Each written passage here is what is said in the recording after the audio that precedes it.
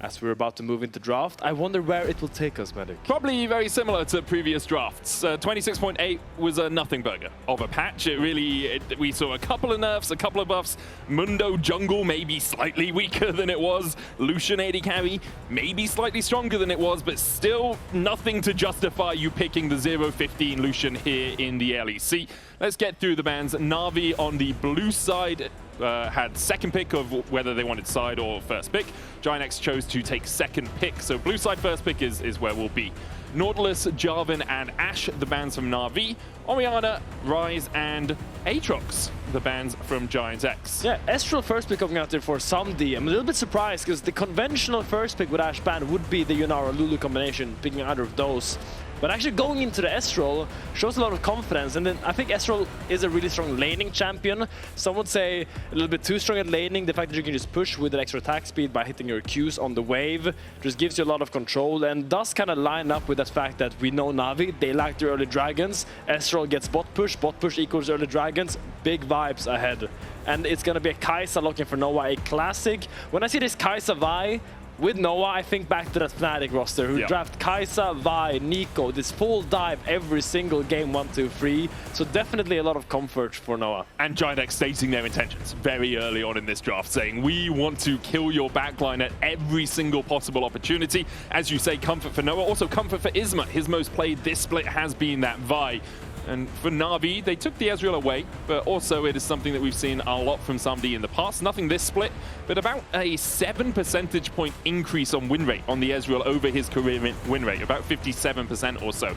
So something that he has had a dab hand in playing over the years. Pantheon the next lock for Navi. I did wonder if we'd see the Mundo, but that's going to be left on the bench for now. And alongside that Ezreal, it looks like it might be a Nami. I was wondering about a Karma. Karma always an option if you just want to find that pushing lane so you get prio down towards the bottom side. So the thing about Navi, when you play against dive comps, is that it's actually a lot easier to dive a Karma than a Nami, just because Nami can buffer the tidal wave and really block the follow-up on Vi. If you say Vi goes in on Nami, she flashes back and ults the follow-up. Yeah. It's actually really hard to follow on that buy engage, whereas Karma, you're kind of just locked down in place and doesn't really have a lot except for the Mantra shield, so kind of makes sense in that context. But here we do see the Nico, as we kind of highlighted earlier. It will be full dive, big circles, big damage, is going deep onto the backline. But playing an Estral is probably one of the more nicer AD carries to play in a comp like this. It is an interesting idea from GIANTX to saying, oh, you're playing an AD carry that can dash over walls, that can dash and then flash, get away in multiple different ways. Immediately, we're just going to go full dive and try and take you out. I was going to ask you, where would you go for bans if you're Navi? Rumble does make sense, get rid of the equalize on the backline, but you know what GIANTX want to do. How are you trying to scupper that a little bit in this ban phase? I mean, if I had to choose, because right now we know Jack is, he's been playing stuff like Aurora, LeBlanc, Ryze, but I think the target you need to take out is the Ahri, especially with this Lissandra ban coming out. Really wants to shut down or really secure himself that Ahri pick with the Vi. The Vi Ahri, classic combos. I would be really surprised if they actually let the Ahri go through here, because I think that's just giving GIANTX exactly what they want. But I think we're going to see actually a Renekton ban, so I'm 90% sure we're going to see an Ahri coming out there from GIANTX, and we're going to see what they have in store, because this is quite telegraphed. Yeah, Navi must know. Like, this is very obvious Ahri angle, as you say. Vi Ahri, something we used to see 1-2, like just picked very early on in the draft. And I wonder where Navi will go in response. The Azir is still available if they want to play a little bit of front to back, but they don't really have a tank front line to do that. Pantheon can do it to a degree.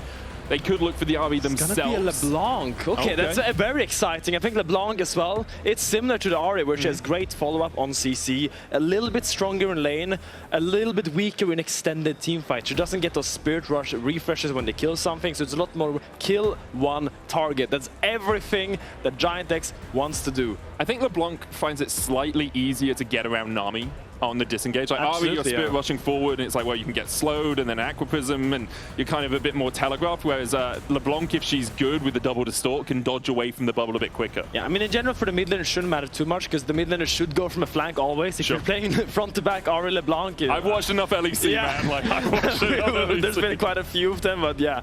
The Renekton ban and Rumble ban clearly setting up the Ambessa for Maynter, blinding that. Not really on a tank today. The Ambessa is his choice of champion, which I do quite like, and the Galio locked in for Poby, which kind of matches that. You're gonna get Dove.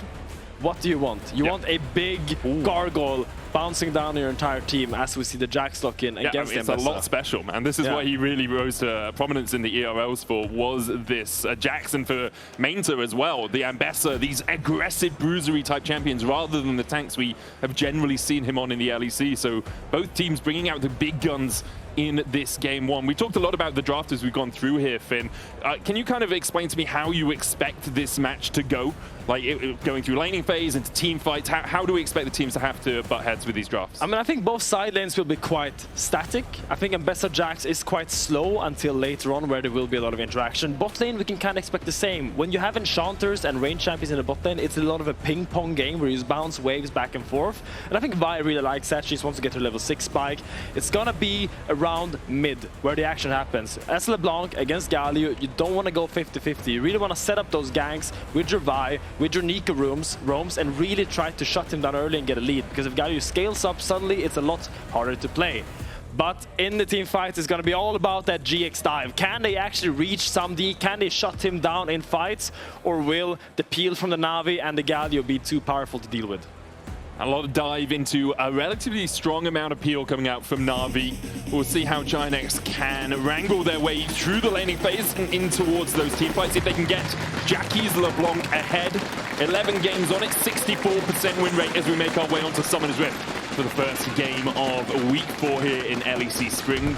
Two teams on the rise, but as you said earlier on, trying to show themselves as more than just gatekeepers to the top 4, trying to show that they belong amongst those top dogs here in Europe. And I think for GIANTX that you want a little bit more generally. Like NAVI came into the league obviously at the end of last year, but really rose at the start of this year, making it into playoffs, doing really well in the regular season, then losing to GIANTX 2-1 in that elimination match of the playoffs. For GIANTX, this is a road that has been trodden quite a lot over the last couple of years, and you want to see just that next step from them. I mean, GIANTX still was one of the 3 rosters that actually stayed together from last year, so while Navi is kind of a new project, GIANTX has had a lot of reps below their, I'm not gonna say belt, I don't know. Yeah, you can have reps below your belt, it's fine. What turn I was going there, but we actually have seen a cheeky little Raptors invade here from Rhilech, putting the pressure on Isma early, because Vi early game is one of the weakers, so he's now gonna go back to his own jungle, take the little chicken nuggets from Vi, and just gonna eat his own while he's there. Yeah, you could see for a moment, Isma was thinking, okay, well, perhaps I can go through behind the Dragon Pit, you know, around here, and just Vault Breaker over and steal away the red. But with Rhilech moving across so early on, it's harder for him. He also has a pushing bot lane. It's also hard when you don't have Vault Breaker. Oh, it's did he not? quite tricky when you have... Well, he hit level 2, so he could have leveled up the Vault taken Breaker, it, but famously, Vi level 2 is really weak. You only have the WE or QE or QW. Like, no matter how you skill your points, you're not very strong level 2. You really want all those free spells. Gonna go top in a little bit of trading already. Maynter spacing the Q really nicely onto Lot. I was a little bit surprised to see the Jax, because I expected them to pick like a dive tank, not a dive tank, but like a tank that could follow up on dive. Like an Ornn would be nice, maybe not into the Ambessa, or a Sion that can kind of run in. Because the Jax, while he can work in an isolation versus Ambessa, there will be a Galio ult, there will be Pantheon ults coming your way. So playing that side lane will be a little bit tricky for a lot as the game goes on, because you're never really 1v1 versus the Pantheon. That is always the risk. Grand Starfall just does so much work, as does the Hero's Entrance, as you say. Rhilech also getting out to this early lead. Isma was actually on Laure's stream earlier in this week and was talking about how shutting down Rhilech is vital to taking out Navi. He said he's a versatile player that can play anything, has amazing mechanics. Also said it's difficult to get Maynter off of these tanks. Here, he's not on a tank, right? So we'll see if he is able to have as much impact as perhaps Isma expects him to on a more bruisery type of pick, or whether Maynter again is, I don't want to say relegated to the function of just being CC and such in team fights, but that's kind of where he has been a lot of the season so far. Yeah, I mean, it's tough right now for Isma. He's a little bit homeless. You see, he actually only got, he missed out one camp, right, because he didn't get the chickens. Yeah. And now he actually cannot contest either Crab, because Rhilech has pushed in top, has Galio pushing mid, and his bot lane has been very strong. Rhilech might go for the repeat invade here, is looking for something, but Galio is hovering. I don't know if he wants to take this fight, because he's 2 components down. Look, Ruby Crystal and Longsword for the Vi, and only a little jungle item for Rhilech. So this is a little bit risky from him. Yeah, Jack is already moving across as well. We'll have those chains spotted out with the Scryer's Bloom. He does have a fat smite with that spear though, but here you see Jun already covering here. I don't think GX will give this to Navi, but he's so adamant about it. I mean, that's why the ward is important as well. Does spot out Jun. There are the chains onto Rhilech. Flashes away. Aegis Assault could be used. Now goes down as Parus comes to join in the fray. Good double taunt out of Poby into the Winds of War. Will chunk away GIANTX, but a lot of time wasted there for Navi. Yeah, bold by Rhilech trying to invade with 2 components down. I think if he just clears all his camps there, he's a very happy Pantheon. Clear your camps base. Give Isma that bot side crab, because it's not that important. You're still up at least 1 camp, so a little bit greedy by him, and now he's gonna have to suffer a little bit. He's gonna have to take his time, clear his camps. While Isma once again got out of this early game with a creative idea, I guess. The creative idea was, hey, don't let him steal my chickens. Pressing recall and buying 2 items. I mean, that works. That works. Didn't contest either of the early Scuttle Crabs, so got himself in a position where he could actually contest around those Razor Beaks when Rhilech was looking for the steal. Rhilech's still going to be a camp ahead. He can go down towards his bottom side and clear out. We'll see if he gets anything more than just a longsword and a ruby crystal off this back. He does. It's a tunneler instead. It's the 1,100 and gold recall that you sometimes see from junglers with that extra camp afterwards, giving you a small upgrade over your opponent.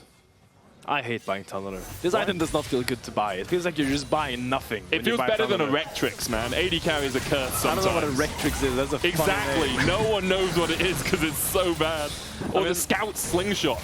I mean, I feel like we kind of passed our days where we have actually nice early components. I think hey, just you wait for the next patch, Finn. Yeah, we're going to have the Omnivamp boots and Doran's whatever. Haven't looked at all of the changes yet, but it's going to be an interesting one. Doran's helmet? Yes. Is that actually an item that's coming into the game? Yes, I think they're releasing Doran's helmet, which is like a Doran's item with armor and MR, but here we see Isma looping around there. Maynter does have a ward though, space is out of the Counter-Strike. I think he will be fine. Yeah, Maynter being 6 makes it much harder to gank him towards that top side. It almost has a level lead over Lot in the 1v1, although he is behind in gold, as Lot was able to pick up a plate. Meanwhile, on the bot side, Samdi has a similar lead in terms of gold over Noah, although not in terms of experiences. This Ezreal Nami lane has just been able to harass out the Kai'Sa early on, which is expected. Kai'Sa's very short range. The benefit of her into an Ezreal is ability to chase. Oh, he really wants these Raptors. Look at him once again. Rhilech is back here to try to contest the Raptors. Fool me once, shame on you. Fool me 5 times in a row, well, I'll be damned. Isma will try to defend them, but he does get them with a big spear. Really nicely done by Rhilech.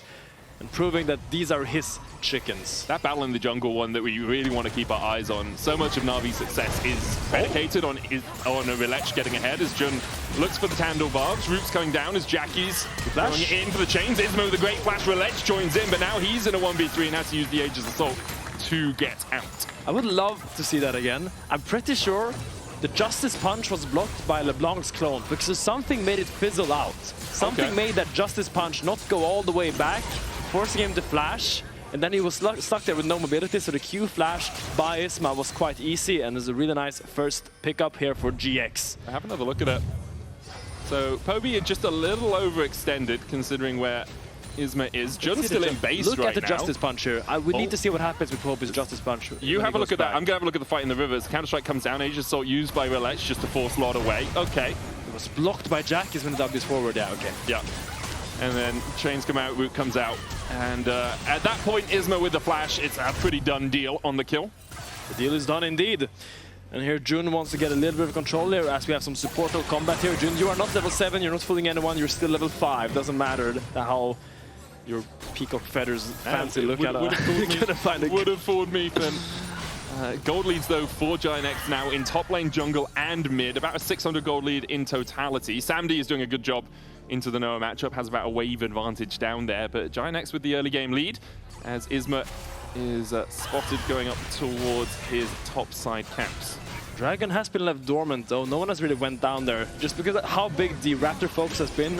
Both times junglers are there, both have been kind of left there kind of low after, doesn't really dare to start the Dragon, so might not be the earliest sold this game, but we'll see where this takes us. Yeah, neither team actually prioritizing that, which is weird. We usually do see both these teams like to go for those Drakes relatively early on. I want to talk a little bit about the jungles. I know we've talked about them a lot, but now we see level 6 from both of them. You talked about Vi wanting to get to that level 6. Obviously, Grand Starfall for Pantheon, a game-changing ultimate. How do you expect them to now play around each other, knowing that these ultimates are available? So, I think for GX it's very simple. You make sure Jackies can push mid. If Poby walks up, he is dead. So Jackies will either get perma push, or they will just gank Poby with the cease and desist and try to shut him down again. Now, when Jackis has that mid push, where do you go? Well, there is a very nice target in the bot lane. There is a Nami, there is an Estral, and I expect us to see GX try to transition this eventual mid push into the bot lane for either Dragon, which looks like they're starting now, or a potential bot dive a little bit later. It's not quite reached Jackis there. Rhilech is trying to pounce through here, but that Dragon is done and dusted, and is an ex-Dragon. He is deceased. Bereft of life, he rests in peace. Yes. If he wasn't nailed to the river, he'd be pushing up the daisies. Great stuff there from GIANTX to take that in exchange for the grubs. They'd seen Rhilech on the grubs on the top side. Navi's win rate actually drops quite dramatically, about 17 percentage points when they don't get the first Dragon of the game. Still 50% win rate, 2-2 after losing the first Drake. But if they do manage to get the first one, they 4-2 across the course of the season, or the split. So for them, that's a big loss, but we also saw them kind of expecting it to be a loss at that point. As soon as you see Rhilech on the grubs, he's spotted and he stays on the grubs. It's like Navi aren't fighting a Drake if it comes up. Yeah, it's a free Drake, yes. We have a little bit of a black and white pause here as Jack is maybe missed the cannon. Is it black and white? It's sepia to me, you know? That's a fancy word. In movies, we'd call it the English Mexico is not my first filter. language, man. You can't use those fancy words around me. You learn more fancy words than I do per day. Okay. Yeah, you do. And you have your whole word thing. Yeah, I got the word of the day. The word of the day, I don't know actually right now. As we investigate the pause and hopefully come to a quick conclusion. Yeah. As we can only think about, did Jackis miss a cannon and did it pause out of rage? I mean, sometimes you have to do that, right? I do that in our M pluses sometimes. It's like, man, didn't press obsidian scales quickly enough. Can I pause, please? My defensive was on cooldown there, guys. Oh, it wasn't apparently. I just didn't time it. As looks like we are going back into the game. And here we see that mid push by Jackis that we highlighted before. And he will now try to rotate down the river and make life hell for this little fishy fish Parus. Yeah, at the moment, Navi not really finding too much on the map. GIANTX doing a good job of keeping Rhilech warded out and spotted on his movements. I mean, Rhilech basically had a 30 seconds window where he was before the Vi, so now Vi's gonna clear her camps. Now she had an option. She could go down here and kind of take back this vision or try to defend this, but she also has some really nice topside camps that looks quite tasty. She will probably take her golems here and then either probably base behind the Jacks and open bot or just chill, walk around. Look at the scenery. Yeah, Rhilech sitting on a chunk of change as well. You can see Tunneler to Tunneler plus Coalfields plus Ruby Crystal from Isma with only 150 gold lead. I wonder if Rhilech is just going to farm up his Wolves and his Gromp and then reset, look for that first completed item. There are a couple of windows for him. Could go up towards topside. Lot has been pushed in for the last little moment. Maynter struggling a little bit to really push Lot back. Let's see, if he gets Eclipse here, he's in a really good spot. The Eclipse is really where this matchup turns, because suddenly that short trade by Jax, the out W with the Grasp, becomes really difficult to trade into just because that shield by Mbessa is so powerful. Also, the CDR makes her Q rotation so short, she can kind of weave in and out very freely. We'll see if Lot actually gets a Triforce, because then I think he will be fine. But if he doesn't base with a Triforce here, he's going to be pushed in for probably 5 more minutes. That's an expensive purchase from where he is. Yeah, you can see the Phage coming out. Pop Blossom immediately as Jackie's just delete Parus with the help of Jun.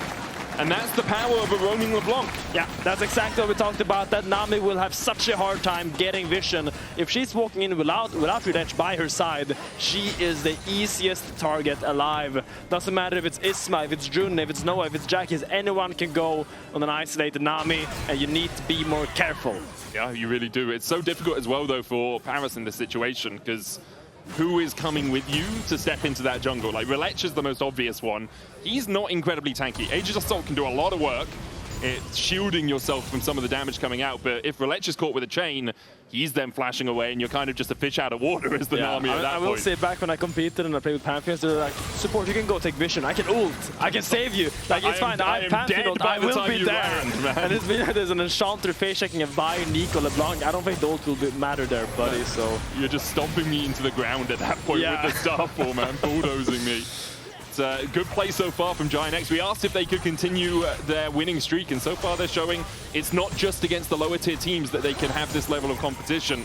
Obviously, Navi, you don't put in the same breath as a KC, as a G2 right now, but danger. 3-1 as they go in with public execution here. Poby in with a hero's entrance as well. TP coming out to try and help out. Jackie's jumps onto Maynter, who uses that repudiation shield. Lot gonna dash back with a leap strike, but a Justice Punch finds him, and Poby takes Navi's first kill of the game.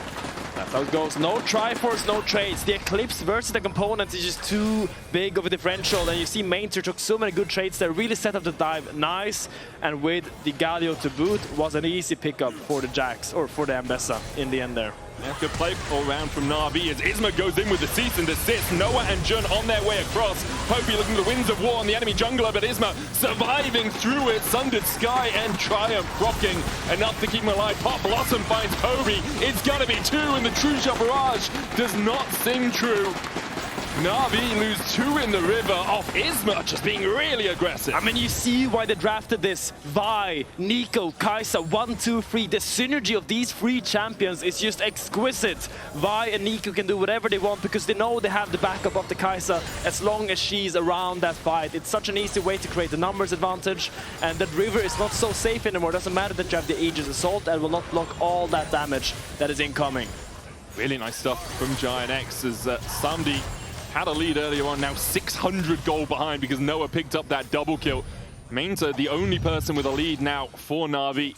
Isma here, knowing that he has the backups, like, yeah, we can take this fight. And it's a really nice map open by Noah and Jun. You see, they completely already pushed out bot, actually dropping this wave down here just to open through mid and look for this play because they knew the crab was spawning and they knew that Rhilech really wanted it, and they knew they had the CC to shut him down should he go there. But Dragon the game has been started. Yep, okay, part of this is Isma's not here. He's resetting Na'Vi using a good window there where the timing from GIANTX wasn't sublime, and because of that, Na'Vi able to take their first Dragon of the game. Nice little trade objective there from Na'Vi. I think they're quite happy with getting that Drake, really giving themselves a little bit more time. I think they need to play around Maynter right now. To me, Maynter is the strong point of their comp. The fact that he's a little... Top lane is strong, okay. More news at 10. I mean, usually it's the opposite, no? Usually top lane is complaining that role is useless. And here I'm praising Maynter because he has a lot of agency in this game right now. He has a Pantheon, he has a Galio with TP, and he needs to kind of make those resources work because he, right now, is the only pressure point for Na'Vi. That Ezreal is getting pushed in by the Kai'Sa usually. That Galio will not have a lot of things to do by himself, so we'd love to see Rhilech and Poby try to set up a side play eventually and kind of set Maynter up for success. Yeah, part of the risk of that is Poby is dealing with this Jax down towards the bottom side, and actually like GIANTX's assignment, saying, okay, Jackies, you go into Maynter, who has the lead for Na'Vi in terms of individual matchups. We'll send Lot down towards bottom side because Poby can't really punish him. He only has some magic resist. And so, because of that, Grand Starfall then becomes a lot weaker, the Pantheon, right? It's like, who am I going on? Am I trying to run a Kai'Sa down in mid lane? Very difficult to do because mid lane's so short. Am I trying to jump on a LeBlanc in top lane? Very difficult to do because he has Flash and double Distort. Or are we trying to force a fight around a Rift Herald where they're TPing in for it? There's GIANTX who are all in the back of the pit. Pop Blossom out from Jun, flashes in, Rhilech flashes out, but again, the Nami is fish food. Jackie's able to flash out towards the backside. Isma getting out through the Rift Herald as well as Rhilech dives onto the backline, but the rest of Na'Vi are nowhere to be seen. Noah takes the kill. A charge away by Isma still gets the Herald into the tower as GIANTX play the fight perfectly. And GX makes it look so easy. They are there early and they pull the trigger the moment Na'Vi shows any interest of contesting that Rift Herald.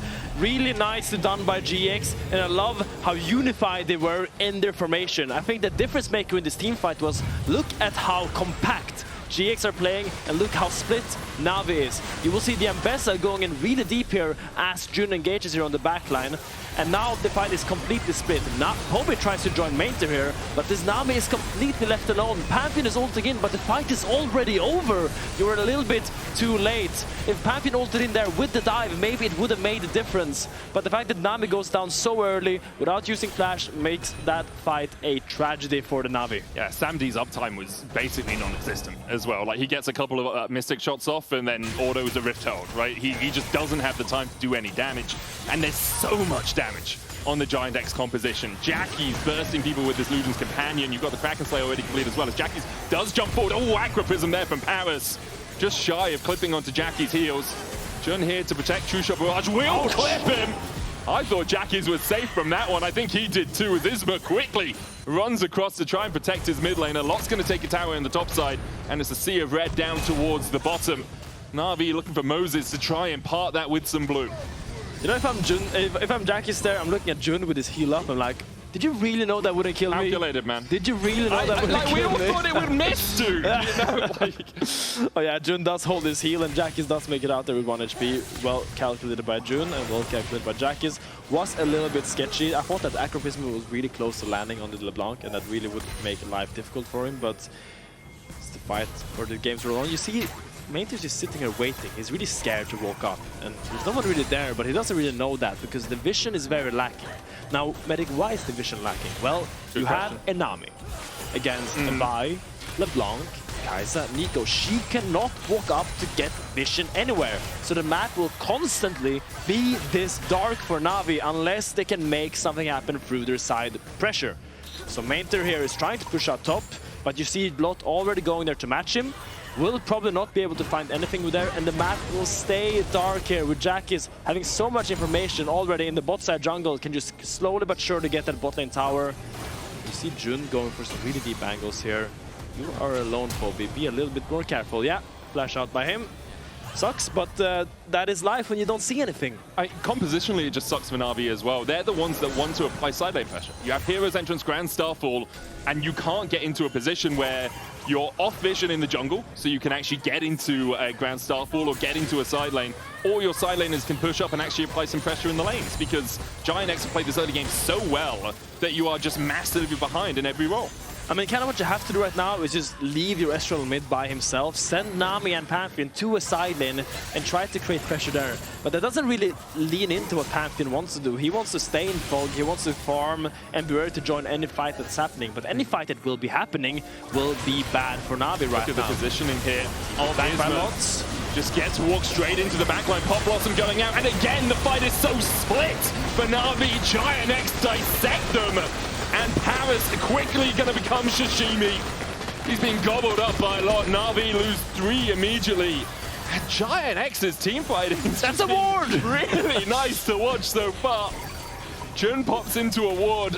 And they're not thinking about the Dragon Medic. They're moving over to the Baron already. 3 men down on Navi's comp with a Kai'Sa to just completely go through this Baron really fast. Fantastic team fight there. And you see the formation from Navi so difficult. Why? Because you don't know where to walk. But here, Maynter's trying to do something. Killer Instinct was still available for Noah. If he clipped onto either Maynter or somebody, may have dived in. They do stop the Baron, which is big for Navi, holding on to some semblance of life in this game, but 5k down at 20 minutes. GIANTX are putting on a clinic. GX might regret not going for the Dragon there, because now going for the Baron, now they have to base. This actually might be a Dragon opportunity for Navi, unless Lot wants to be a hero together with Jackis here. Navi, Parus is dead! Parus is dead! Where did he go? Flash the wall. And now the Dragon might be Navi's downfall. It's a public execution going in onto Noah, but he still had the Killer Instinct, so he jumps across the wall. Noah and Jun keeping Maynter, Rhilech, and Samdi busy, while Poby finds himself in a 2v1 towards the bottom side. GIANTX find 2 again. They may regret it. I think the ambulance was called for Navi instead, as GIANTX 11-1 up. And now with a Hextech Drake in their pockets. It's just pure carnage, Medic, right now. Every single time a member of Navi walks up, they are getting one shot, having to flash out or just getting bursted into oblivion. Right now, it's just Lot and Jackie walking up here 2v5, but it does not matter because Parus is just turned into dust the moment they step up. And now suddenly the boys are here to back them up.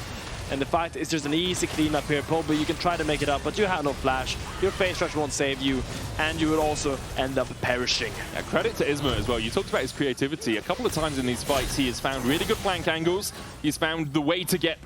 he went round Poby at the end there, which is something he could have easily chased towards the top side where there were 3 people. He's like, no, guaranteed kill is better than chasing for more. And overall, having a really good series has definitely shut down Rhilech so far. 1.4k gold the lead in the jungle. Almost 2,000 for Jackie's, and he's got himself the book. 10 stacks on it right now. He is currently taking Navi to school and giving them homework. I kind of want to roll back the tape a little bit to that second Raptor invade that really propelled GX's early game, because that was really the point for Rhilech to get ahead. He took the first Raptors, he was ahead in camps, But by missing that second Raptor invade, the game slowed down so much to allow GX to scale and to allow them to come online with their ultimates and to allow them to look for these picks constantly onto Poby and Parus. So maybe back to the drawing board a little bit, and maybe a little bit more discipline from Navi is what we would like to see. Yeah, I agree with that. If Rhilech hadn't gone for it, perhaps they would have managed to use that Grand Starfall a little bit better. I can only remember seeing it once so far this game, and that was jumping up towards the top side of the Riptail. And yeah, the rest of his team was already dead at that point, which is not really when you want to be using your Grand Starfall. Overall, that's a matter of preference, isn't it? Oh, yeah, some people for sure would like that, okay? But we shouldn't shouldn't be those people. I'm coming back to Earth. Please don't be dead by the time I land. It's Rhilech's mantra so far this game, but he's the one who's being put to the screws. Poby sitting at 1 and 4 as well. Parus at 0-4 as Rhilech is caught by Isma. They dive in with a killer instinct. Lot looking for the counter-strike. Maynter had a flank position, but couldn't land the public execution. Pop Blossom down, only finds one hero's entrance coming in as well, as Navi just dive in to die immediately. The hero's exit quickly taken in a body bag. GIANTX find another 2 in the red side jungle. Oh man, it's so tough for Navi. You see GX kind of butcher the initial engage. So much damage blocked by Rhilech with that Aegis Assault. And they were like, okay, maybe we can take a fight. Instantly shut down, instantly one shot, and instantly blown into smithereens as GX try to now move over to this Baron. And I do think this time it might be theirs for the taking. I think it definitely is. Lot though. Oh, danger. Oh, Parus, you don't want to show your face here. Counter-strike in. Sandy dives forward, trying to take out Jackie. He's trying to get that bounty. But he's getting gobbled up. And some Snickers coming out from GIANTX. We'll have another look at this. As you say, Rhilech does block a lot of damage. And if this public execution hits, maybe the fight is different. Yeah, you see Noah has no flash, no cleanse, and they're like, okay, maybe we can hard commit to Noah, but the E creates so much distance between him and Maynter. And now you've committed too far, you've dug too deep, too greedily in this team fight. And you don't have the damage to back it up, I'm afraid. Yeah, it's been pretty one-sided, Finn. I thought this was going to be the close series of the day. But GIANTX have really taken the bull by the horn and said, well, we can gatekeep one more team out of the top 4 for now, at least. That's NAVI. They said their run so far, wouldn't call it fraudulent, but hasn't been fraught with the most difficult opponents. But a performance like this against NAVI, who have been consistently good, is definitely putting GIANTX's name in the hat, at least for top 4, if not higher. Absolutely. It does seem like GX is the mountain that Navi really needs to be able to climb and ascend, because that is really what's stopping them here, as Maynter is being went on by Isma. Jack is coming up here. Nice try to block with the Cease and Desist. He's dead, but it doesn't matter. It doesn't matter how you mechanically try to pivot or maneuver that fight. No matter what you do, you will end up dying when there's 2 people with that many items on you. And that much mobility as well. Like the chase potential of a LeBlanc and a Vi is pretty disgusting to watch. 18 stacks on the Medjais now as well for Jackies. He's well read. He is. He's very. There's a lot of pages there. Or he's written a lot. Because I mean, maybe he's just writing the name of each person he kills, and that's four pages, and he's just writing in really big letters. That's true, yeah. It's just main, 1 letter per character, 1 letter per page, 2 letters per page, sure. I can't do maths. I'm here to talk good, not do the maths. Noah gets taken out by Sandy. Grand Starfall coming in as well for the chase onto Jun. True-Shot Rod doesn't quite connect onto a stun target, but still Jun will go down. And the gold lead has been cut dramatically from 9,000. NAVI get a K and it's down to 8. Death, taxes, and 80 carries dying on mid-waves. You know what's coming. No matter where the game goes, you can always expect an 80 carry to overstep on that mid-wave, and now Navi is really happy. You really need to make the most out of this sequence. Try to get this dragon and try to delay this game a little bit more. Huge play by Samdi, landing so many crucial missile shots there on Noah, and really finding a miracle in a very desperate time of need for Navi. They just need a few more of them if they're going to find it back into this game. What are we looking for So here, Noah supercharges forward, auto attack, Essence Flux, Arcane Shift. Okay, yeah. I mean, it's good play from Samdi, but honestly, Noah kind of ints that one a little bit by going as far forward as he did. Easy for Samdi to kill him, but that is also the result of last fight. Remember, Noah used Cleanse and Flash to kind of escape the Ambessa last fight. Walking up on midway without Cleanse and Flash, gotta be a little bit more careful than that, okay? It's a 3-item 80 carry now with the Endless Hunger complete onto Samdi. The only bright spot It's Sea of Darkness at the moment for NAVI. They have slowed the game down and the gold lead cut to 7k. They managed to get a Drake as well, which means GIANTX aren't on soul point. Noah going in as they dive forward, but immediately they get onto the backline. Parus kills off Jun, and Noah dies as well. The killer instinct, an instinct to die. Instead, it seems NAVI find two. Jackie's trying to get onto Parus. He gets him with a Storm Surge and the chains. Lot stepping back in here as it looks like GIANTX want to take the 3v4. Eyes on Hero's entrance. Jackie's trying to get onto Sunday. Double distort, not going to be enough. But with the Bolt Breaker over, Isma will find it. A counter strike, a counter punch from GIANTX. As in a 3v4, they take down 3. And you have to have sympathy for NAVI. You found a miracle fight. You caught out Noah and Jun, and you thought, okay, we're 5 versus 3. Surely we can push our advantage. Surely we can get one ward in the river this game. Surely we can get a little bit of control back, but no. A really well executed fight by Jackie's Isma, and Lot completely nullifies the attempt of NAVI. Insane bait from Noah and Jun. You just got to give him credit for it. Like, I can't believe they thought it all the way through. TP a possibility here for Poby. Grand Starfall towards the mid lane. Jun's going to try and get away. Rhilech doesn't have flash. I don't think he needs to bait. Turns into Vi and walks away. Okay, it's fine. He's good. He's cool. Let's have another look at his bait by Noah and Jun. Let's see how they masterfully craft this baited engage. As Noah jumps in on this, but doesn't really pay attention to the potential Ambessa and Pantheon that can just go on here. And here I thought NAVI, great job. You got the picks, but here, look at Jackie staying in Fog of War, picking up Parus first. Oh. And here he's back again. No, Parus, no! Jackie's like... needs to work in a sushi restaurant or something, man. He's serving these up on a silver platter. 25 stacks now on the Medjais. 806 on this LeBlanc. He's having a pretty fun time, a whale of a time, you could say. He's having a whale of a time at the Izakaya right now, just slicing up fish left, right, and center. Lot is trying to push out there. Still not Baron for 40 seconds, so will just probably be a bunch of wards in the bot side jungle and a bunch of camps in the pocket of GX, as they will look to start that Baron pretty soon, the moment it spawns. Yeah, it's Baron into win. That's the play, right? Your siege isn't exceptional. You have a short-range AD carry. Jax can put pressure on a side lane, but if you have a Baron, it makes it so much easier, right? You can just walk in the waves and then look for a dive as the tower gets chipped down. I think NAVI right now is praying for another Noah Jun bait. That would probably be their best course of action to find that. Because you are in a little bit of a pickle. I will say, if Maynter does end up getting his death stance here on the bot wave, he will be very strong. A free item Ambessa is not to be toyed with. It's very dangerous as somebody checks the Baron. Yes, it is indeed started. Now you know what you're going to do about it. Look at where Jackie's is, man. Just hiding on a control ward. Rhilech's going to step forward. Jackie's still there. Tangle Root's coming out. Just Parus forward. I mean, Parus has... Oh, what can he do? What can he do? Thinking about it. He can die is what he can do. The season this is there for the follow-up. The hero's entrance was stopped by Jun with a wonderful pop blossom.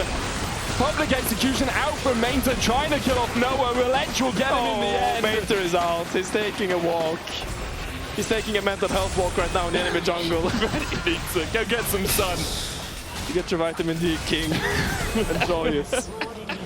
Unfortunately, the walk in the sun turned into sunburn as GIANTX are going to wrap out this game. 31 minutes long. It's been done for a while, except for a couple of mistakes. An 12,000 gold lead for GX in an absolute demolition. Jackie's and Isma really put on a show in this game. I mean, this is the new GX. It's the Isma and Jackie's show, as you highlight. Isma on engage, Jackie's on a burst mage. One more for good measure, you know? Just to really hammer the points in before next game. Get the soy sauce, man. Parus has been dipped, seasoned, shipped. You're going to send it off to a delivery right now. We'll leave for whoever you want. Laure is standing by on the sidelines, though, with Isma. So we're going to hand over to an interview. Well, yeah, masterful in the sense that that's the kind of bait you see in Master Tier in League of Legends, yes, where it's a little bit rough around the edges. But we are now getting into draft, and already we see GX heavily targeting the mid lane pool.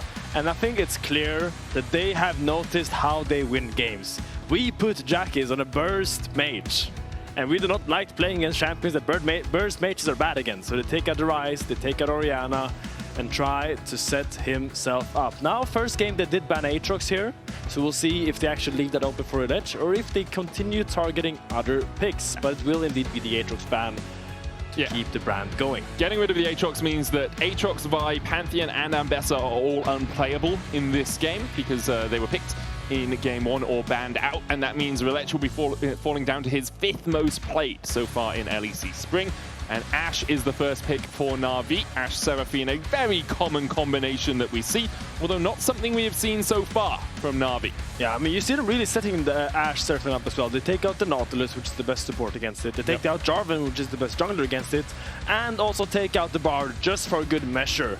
Now, cute little Seraphine over here by Lot. Are we actually gonna separate the duo here? Because you could play Seraphine bot with something like either a Senna or just whichever support you like. You can also play Seraphine as an Enchanter support. It gives you a lot of options. So I do like this separating the duo queue, or the duo, but now what do you pair it with is the real question. I quite like Seraphine Tristana.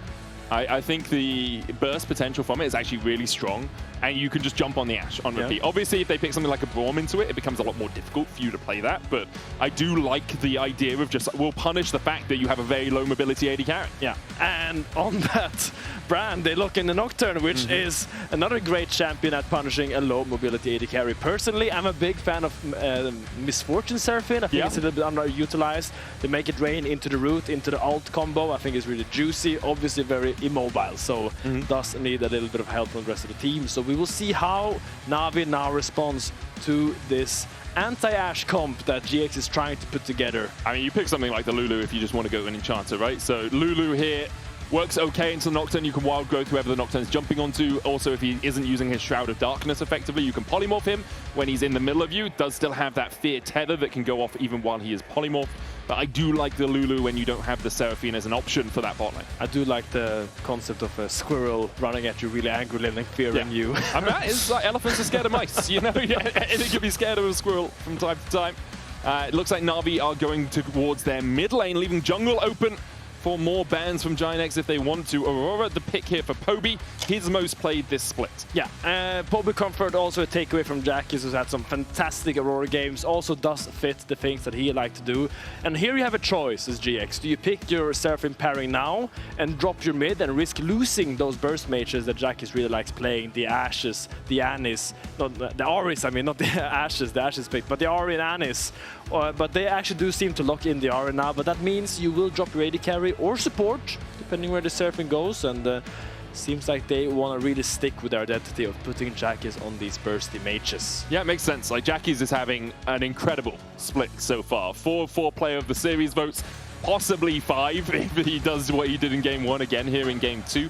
GIANTX, as you say, dropping their AD carry, NAVI dropping their jungler until that second rotation, and because of that, you see GIANTX saying, well, we're going to get rid of some of them. Xin Zhao already off the cards, could look towards something like Jarvan, the Mundo, you could even ban away the Zehen if you're worried about it. Those are things that we often see come out of Rhilech. Mundo's nerf, I mean, Mundo jungle is still strong, it just takes you much longer, a little bit longer to farm through it right now. It's monster damage mostly, so. It is quite chill to drop jungle against Nocturne, because you don't really care what jungle you're playing into Nocturne. Nocturne is more scary for your laner, so you will probably find the champion that makes sense for your comp. I'm kind of thinking a little bit about, you know, Olaf already. Like, Olaf into Seraphine, it's good into Nocturne. You have a Lulu to kind of help you go in. That's my, like, little intuition talking right now, but we'll see where GX takes these bans. Shinsha being taken out, Graves being taken out, I think is very bold. I don't think that's a great Graves game here for Rhilech, but showing the respect. Maybe he has popped off in solo queue, maybe he like ganked Lot 15 times in solo queue with Graves, and now Lot's like, I don't want to play against Graves.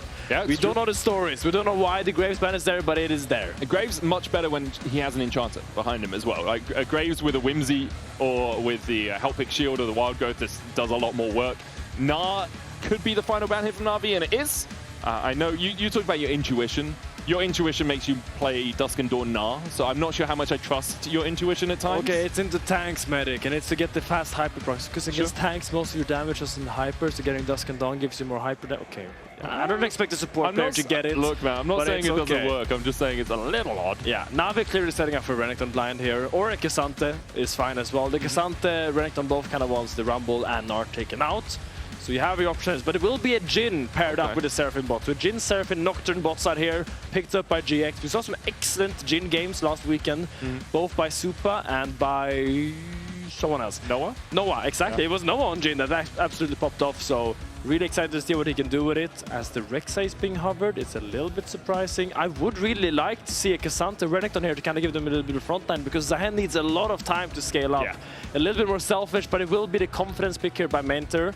Just locking that in and something tanky would make the most sense. I was thinking Sion as well for that top lane. Could take Aurora top if he really wanted to. It's also probably Zahen jungle, of course. Yes. It's probably Zahen jungle, knowing this team, and it's still going to be a Cassandra Renekton here locked in. Yeah, I agree with you.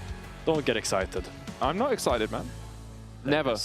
Live in a state of expectant pessimism. Renekton is locked in the end. So Zahen jungle coming out for Rhilech. We talked about that. He has already brought it out once this split.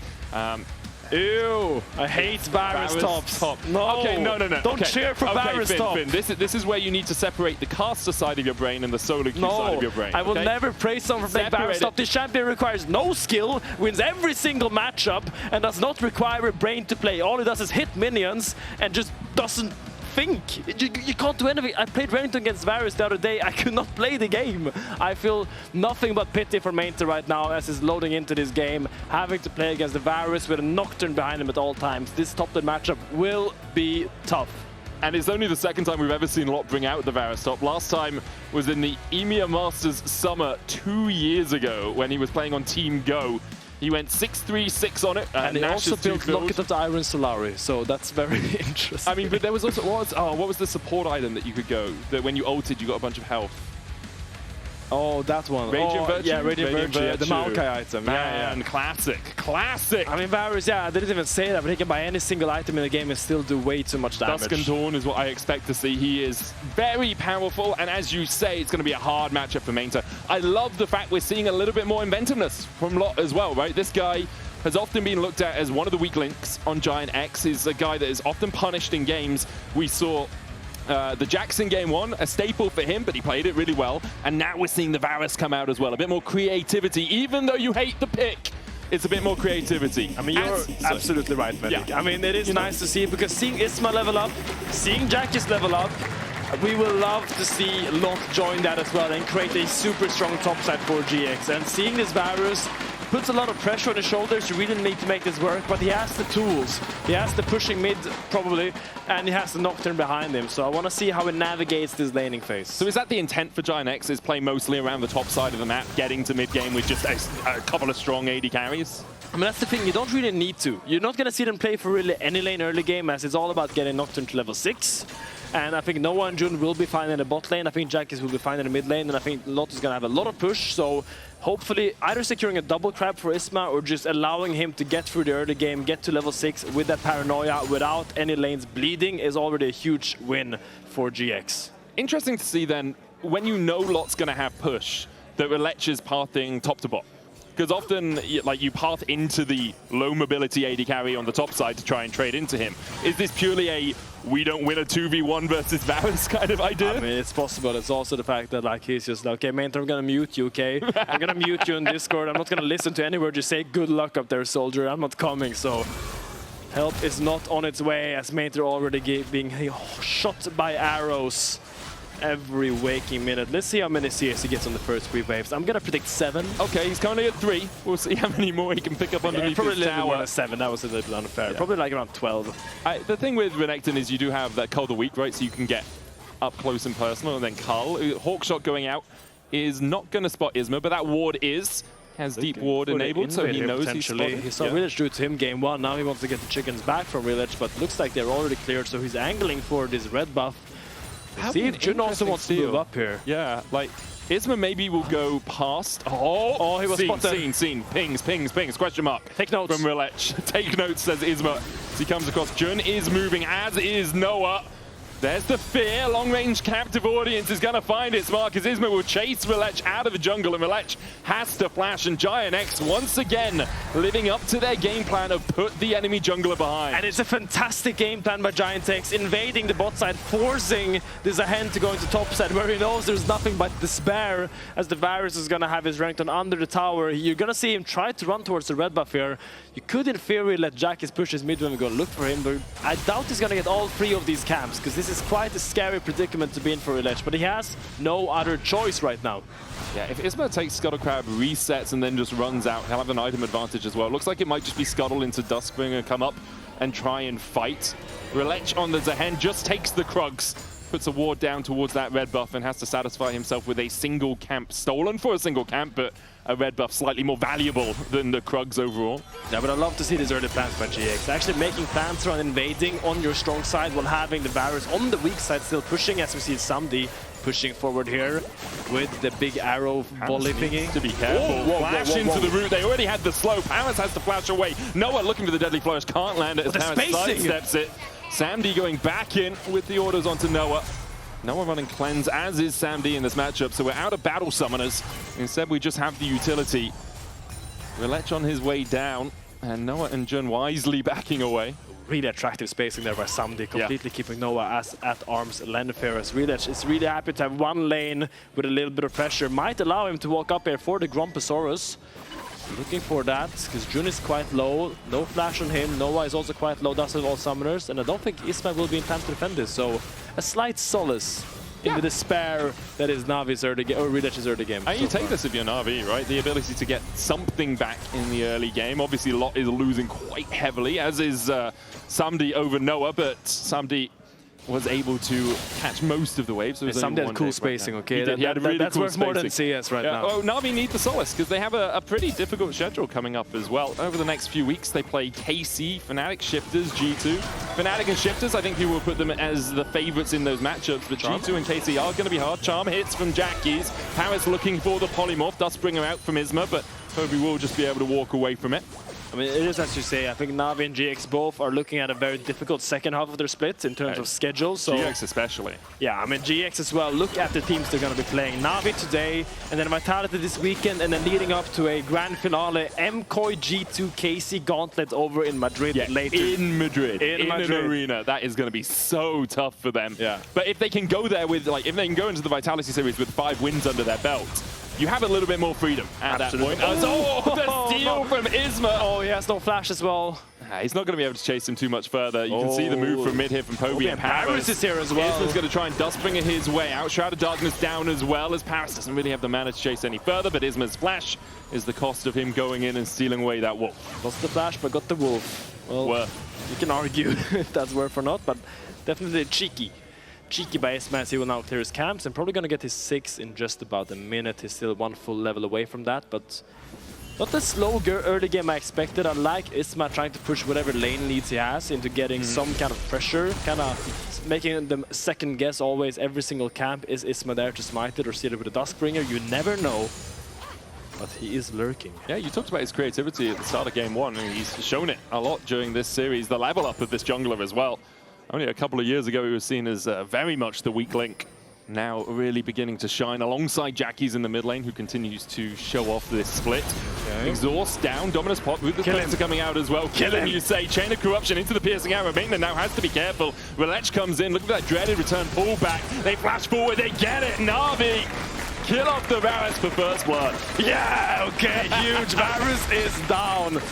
His reign of terror is over, and I think Maynter is very happy. The fact that Varus used Exhaust does still have the flash. I don't think Maynter, this is not going to shift the matchup in Maynter's favor, but it will be really nice for him. Might look to get the Mercury threads here, which will be sweet, as he might be able to close the distance now. But honestly, good creative angle there from Rhilech, walking all the way around, knowing that Lot was overextended. Gave once again Navi a short avenue in an early game that is tricky to navigate. Also gives GIANTX the first dragon of the game. They got it in game 1, and they won that game. Navi only a 40% win rate when they don't get that first straight. Curtains open onto Samdi. And they're close. The arrow comes out, and as you say, the encore quickly stopped there. No one applauding for Noah. Yeah. Well, was a mediocre show, I guess. Stopped. Just don't back right in front of them, dudes. Like, oh, Parus going to be slightly off time. He had a rough game 1, okay, Parus. I can give him the. Oh, this way actually he gets to stay around and hold the wave for his AD carry. So he knew that. Doing the Lord's work. Little Lulu help picks for the shield. A couple of pings coming out. Parus like, oh, I don't think I'm in too much danger. This is a riveting game to right here. Look, man. He's standing there. Okay, look, this is what top laners do for the majority of the game. You're like, no, if I hit the ranged minions, then they'll attack me and the wave will push into me at the right time. I talk bad about one support play saying it's boring and you insta-attack my entire lane. Okay, that's just kind of... when Varus top's being played in your lane, you know something went wrong somewhere down the road. Rhilech looking for another gank, dodges the vision. Here. Lot has no exhaust, does have the flash though. Has the chain of corruption as well. Rhilech has the dreaded return. Can go in. Grim Deliverance ultimate as well. Does make you unstoppable. Oh, sidesteps the W there from Rhilech. There's the Grim Deliverance though, and Lock can't sidestep the ultimate attacks, man. It was a great sidestep on the dreaded return, but as you say, doesn't matter after that point. There's enough CC amongst this Zehen and Renekton combined to take the kill. 2 now to Navi as Samdi caught with a deadly flourish that looked like it wasn't going to clip him. Noah able to force him away. The weak has been called by Maynter as Jackie's got a nice charm chunk here on Parus. Will just be the electrocute proc and still 50% of his health. He can't safely go this way, Parus. I mean, you think he would learn that by himself as a tiny little Lulu, it's just it's go dangerous. Round, dude. Like, there's no way you can ever walk. Think about the time he would save if he took that route. The time you'd save by not walking towards the tri-bush, not being able to go there, having to sidestep back. Yeah, your jungler's on the top side of the map. The only way it can work is if you're like baiting that your jungler could be there. But he's on vision, dude. Well, now you're just argumentative. Okay, that's true. That's true. But look. Okay. You got me into the mood with your Varus tirade at the start. Sometimes it's fun. Good body block. Encore going to find 2. Samdi stepping out of the curtains as Jun takes a chunk, but Samdi, the spacing not so good this time, has to flash away. And now with a Nocturne in rage, Paranoia might be coming to get you. But Navi will wisely back away. Parus steps back forwards. Zehen on his way across. Parus now has the wild growth. And Isma deciding that they don't want to go for any further play after taking the plate. And I love Noah on this Jhin. He looks so comfortable in the Ashe matchup, showing that blinding Ashe is not quite as simple as most people thought it would be against Noah. I think he's always making good use of this Jhin. He seems so adept at navigating this matchup, and it's constant push now. 15 years up in the 1v1 and just constantly having pressure, despite the fact that Rhilech was behind the early game. I think it's immaculate. Yeah, really good overall, especially since somebody was winning the bot lane matchup in game 1, right? Had a CS lead, was the only lane really winning for Navi. Now we see the rest of the map relatively even, apart from Rhilech with those 2 kills on the Zehen, which is often a good sign for Navi. When Rhilech gets ahead, the team often wins. But we'll see if they can actually use Rhilech's advantage to much end, because right now he's being open behind top. Paranoia coming out as Lot's going to get chased out towards the top side. There's the charm onto Zehen, but they dive onto Isma. Deadly Flourish coming out as well from Noah as he looks to join the fray. It's a 5v5. Jumps in with the Grim Deliverance. Isma able to flash away. Poby looking to go between worlds. Jackie still had the Spirit Rush. Maynter on Lot will take him out in the 1v1. Jun flashing away. Meanwhile, Isma goes down, and Navi begin to collapse. Wild growth for double knockup into the polymorph. Noah having to flash out. And not quite enough damage from Poby with the weirding. What is the Crocodile doing up in Minnesota? He's right behind the lines there. He chased the Varus so far into his red buff and manages to kill him. Look at the journey he went here. He saw Lot in his screen and he's like, I will not back down. One of us is dying and I hope it's you. As you see, 5v5 is crazy at this point. Yeah, I mean, you see here, really good ult there, but Rhilech forces out Isma. But you see this Maynter just running down Lot here slowly but surely. And GX don't really know how to adapt to it. This is a 2 for 0. Make that 3 for 0 in the favor of Navi. And Noah having to flash away. Polymorph duration reduced because he just cleansed, and so the follow-up on the rest of the CC not as strong. But Navi with a big win in the 5v5. 3 for 0, as you say, 1,000 gold lead now for them. Drake up in 17 seconds.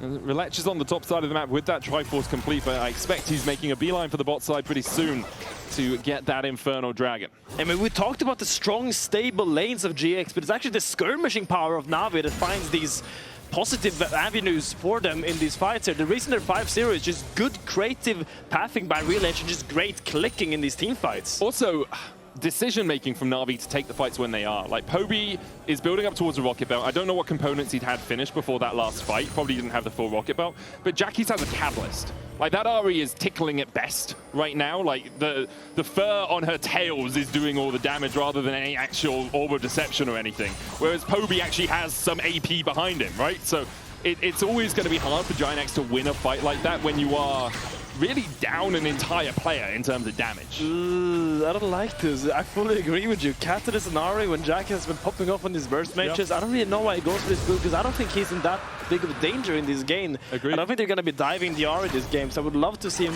build a little bit more damage, but as you say, his Ari is purely decorative in these fights. She does not really bring a lot of damage unless she gets multiple Spirit Rushes resets, which will not really be her. How do you say it in English? Medic. Way of playing? In Swedish. Can you translate for me? What was it in Swedish? Förtjänst. Oh, her prerogative. What is it, yeah. I just picked a word I wasn't quite sure if you knew and hope it's correct. Yeah, that sounds great here. Yeah. As you see, Noah and June opening behind on Lot here.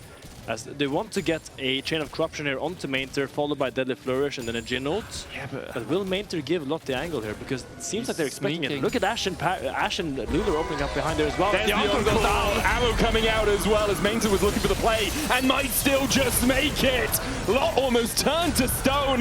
Tries to answer onto Maynter. The curtain course comes out. Parus blocks 2, 3, and 4. Blocked by the Lulu. Parus, yeah. And both botlanes is open behind their top laners. What a silly game we're playing right now. I love the mind games going on there. Both are super aware of where the other team will go, and they're just gonna be there to block it. Smart stuff all around. You can see that's probably the most explosive lane right now. All the rest of the kills have been picked up from fights and skirmishes. Rhilech looking for Jackies, who has the Spirit Rush and should just be able to use it if needed. Dodges away from the dreaded return, and then didn't need to use his own ultimate in response. But still a big chunk there. Means Jack is probably going to have to TP back the moment he has the Rod of Ages, and still won't be a lot of damage coming out of this Ari, and I feel like Rhilech now feeling really confident. Oh, Noah! Oh, Dreaded Return doesn't hit the Paranoia out. There's the Grim Deliverance onto the back line, and Noah goes down. No arc to save him as Isma tries to get an answering kill. Samdi flashes too late. Isma going in with the Dustbringer, chasing onto Parus. Polymorph, and no one's scared of that squirrel. 7-1 now to NAVI. And Rhilech is going to be a monster in this fight. You see why the Aatrox is banned, but it still has the other Darkin in his pool, locking this ahead, just completely dominating this early game. Now with the Triforce, 4-0-1 on the Zahen now will be an absolute problem to deal with, because I don't think GX has the damage to kill him before the revive. Oh, it's going to be so difficult, especially with Parus in his pocket, right? This is one of the benefits of an Enchanter when you're playing a Bruiser jungler or Bruiser anywhere, is they can just stop enchanting the AD carry and start enchanting you instead. Noah here stepping up. Just a little greedy overall. I mean, he was trying to bait for the Nocturne, but once again, like, it doesn't matter if you bait for the Nocturne if the other guy has the same amount of numbers as you. Rhilech is here as well to match the play, and Isma gets a kill on the Ashe, almost gets this Lulu as well, but gets turned into, I think that was a little mini whale. I don't really know what. Sure, some sort of critter. Yeah, tiny little critter he was turned into. Not very frightful one at that. Not at all. First items being completed across the board. Hex Optics for Noah. Sam D went Kraken Slayer, Rocket Belt for Poby. We already talked about it. Rod of Ages is now there for Jackie, stacking up, so we're looking at a 25-minute spike on the Ari. Huge. Dusk and Dawn for Lot. Talked about that as well. Even 0-3-0, he will output a lot of damage if left alone in fights. And both the junglers going for their Triforce and Experimental Hexplate respectively. Rhilech going to take this Rift Herald without too much of a skirmish. And I wonder if GX have just said, okay, we take our foot off the gas a little bit. We can scale up. We don't mind waiting for later game fights, because like, in terms of 5v5s, it's going to be really interesting how these teams have to play it out. I mean, I'm really worried for GX Comps. I'm holding my breath here as the Charm comes out. A lot of damage by the Roway Ari. Not really. But the problem they will run into... Oh, I hit him again, though. Look at that. Okay, now we use That was at least 10% of his HP, dude. the problem they will run into is that how does GX start fights? They find one-shots of CC. So either a Deadly Flourish, an Encore, a Nocturne Catch. And that's really difficult to find when there's a Lulu included, because suddenly the damage threshold you need to reach is a lot higher. And if you don't find that one-shot, suddenly the entire fight will fall on your head, and the Zahen will run Rampart, the Aurora come from the side, the Ashe will kite. So they really need to be quick with it, or just really try to play for side lanes where the Lulu is not. Because if Lulu is there, finding a one-shot is really difficult. Good little side step from Lot. Did have vision towards the Razorbeak pit where Samdi was ulting from, so if he hadn't dodged it, it would have been more of a misstep than a great play. You know, sometimes you just have to chuck out the arrow and see what it connects with. Not everyone can be William Tell, as next Drake up in 20 seconds, and GIANTX trying to set up vision around it. Actually using the gates here. This is the side lane place we're talking about. You need to play on your Varus lane, and it's exactly what GX is looking to set up here. No one Poby is here to defend. Poby has no TP. He has flash. Can they get out? Flash, Come out. rush. There's the charm follow-up, and Isma can't get through the Dominus with the help of Jackies. Where's the damage? It's not there, Finn. It's not there, man. It's like where I check the meters as an Org evoker and say, look, it's not all shown in the details. No one is getting buffed. There's no scale commander around. I feel like this is the problem that you run into as GX, as we highlighted. If you're playing a one-shot comp, but you can't even one-shot one target, what are you trying to do? They're doing the right things. They're trying to attack side lane because they cannot one-shot the Ludus there, but Maynter is running up with a shield and an ult. I think that Dominus still going as a visual bug more than anything else. That's his ultimate is not still running at this point, as NAVI took a tower in the top lane, tower in the mid lane, and now reset to take the second dragon of the game for themselves. And GIANTX, I mean, it's looking a lot like game one, just with the roles reversed. 7-1, 3K lead. NAVI now the ones on the chase, and Jun doesn't have a way to escape. Poby goes between worlds, and Jun is sent to the next, as NAVI find their 8th kill of the match. I mean, it's exactly as you highlighted. It's literally the game one just reversed. Now it's NAVI dominating, finding picks onto Noah and Jun in the early game, ganking a lot, setting him down to make sure Maynter has a solid early game. And now it's just an easy game to play no matter where you go, no matter where you want to find a fight. Whichever fight you may end up finding will be a beneficial one. And this is why we can't be game one, Andes. This is why we can't judge everything off game one, because we were saying for GIANTX, you know, going into the rest of their games, if they can beat NAVI, they're then looking at possible top 4, you know, they can challenge. We gotta be game 2 Simons. Okay, NAVI, this is huge. Exactly, this is huge for NAVI. Well, a comeback so far as Parus flashes away from the chain of corruptions. I'm not quite sure if it was going to connect on him, but don't blame him for flashing, especially with terrain being the way it is and elevation being the way it is in League of Legends. NAVI, though, I don't expect them to be punished for the lack of Lulu's flash, and Nocturne can jump on her, but again, you don't really have the damage to follow up effectively, as Poby is going to get charmed. He's just looking to clear out the wave, and the charm doesn't even get through the shield from his Merc threats. I will say, still one dragon for GX will give them a little bit more time. It's not like they're looking at a 25-minute soul point just yet, so maybe you can slow down, maybe you can find a little bit of side push on lock, maybe you can find anything that can delay this game. But now it is NAVI looking onto Jackies. He does have Spirit Rush. He's got to rush away from this, because NAVI are on the collapse, and there it is. 2 charges used. Dominus not even needed so far in the mid lane as the encore goes wide, man. No one is standing and applauding for this Seraphine pick as the arrow finds Isma, and it's good Shroud of Darkness to stop it. Maynter going back in with the Dominus himself. Rhilech looking for a catch, isn't going to find anyone with the dreaded return. It was hard to watch. This is the second time they try to kill Maynter, but he's just too big of a crocodile. He doesn't die. The Mercs is really crucial here, not allowing them to be CC locked. Just dashing out with a stride breaker movement speed, just being an agile little reptilian. The Merc treads obviously would help if he was hit by the CC. But he wasn't really hit by the CC, dude. So, like, well, the Merc treads helped, I guess. He walked quite fast. He did walk quite fast. Arguably, Swifty boots would have been more advantageous in that situation. I mean, yeah, if the skill shot will go that broad. Yeah. I mean, sometimes it's hard to connect with them. And GIANTX at least trying to do something, but NAVI are stymieing them at every opportunity. Like, NAVI are playing really well around the fact they understand if we make a play bot, something is going to happen somewhere else on the map. That's the power of Nocturne, it's the power of paranoia, right? So NAVI and Maynter especially has been really aware of when he needs to be willing to do that slice and dice defensively, as we do have a pause coming out. Quickly, the pause in game 1, by the way. Noah knocked his microphone a little bit too far away from his mouth, and so his team couldn't hear him properly. So we had to pause so he could put his microphone back. This one, we'll see what it is. With now it's too close. He's very loud right now, and they cannot focus. Guys, we can't hear Noah. We can't hear Noah. Oh, wait, it's because he hasn't actually said anything for a little while. It's a bit of a struggle currently for GIANTX. NAVI in a very strong position, and you'd expect them to be able to close out the game from here. But we have seen throws from 4,000 gold ahead at 21 minutes. This is nothing. This is Europe we're talking about, okay? Exactly. This is Europe. Exactly. Anything can happen. Crazy is our game, and we need to kind of go back to the drawing board here for GX, because now they've made 2 Nocturnals onto Renekton. Hasn't really worked out, and the game is just falling out of their hands slowly, but very surely as well. Yeah, so on this drawing board, does it just say help, or do we actually have some plans that we can draw up? What would be your suggestions, Master Architect Finn? Well, I would give it away, but I don't want to see the Varus stop winning, so I'm gonna keep him. Oh, understandable. I mean, they can't hear us though. They're not listening backstage. Yeah, but like, who knows? We don't have the words of wisdom. I from for one, Finn. am just overjoyed that the Varus top is struggling, so I don't have to see it in my solo queue game when I get home. Man, like, that's all I care about. There's no way this game of Varus top affects the solo queue ratings. I mean, if one Varus top gets scared of playing Varus top because of this game, that's a win for society as a whole. That's understandable, I guess. Yeah. That's understandable. I hope as well we don't see REs with Rod of Ages in solo queue. I mean, we have seen quite a few over time in the leaders.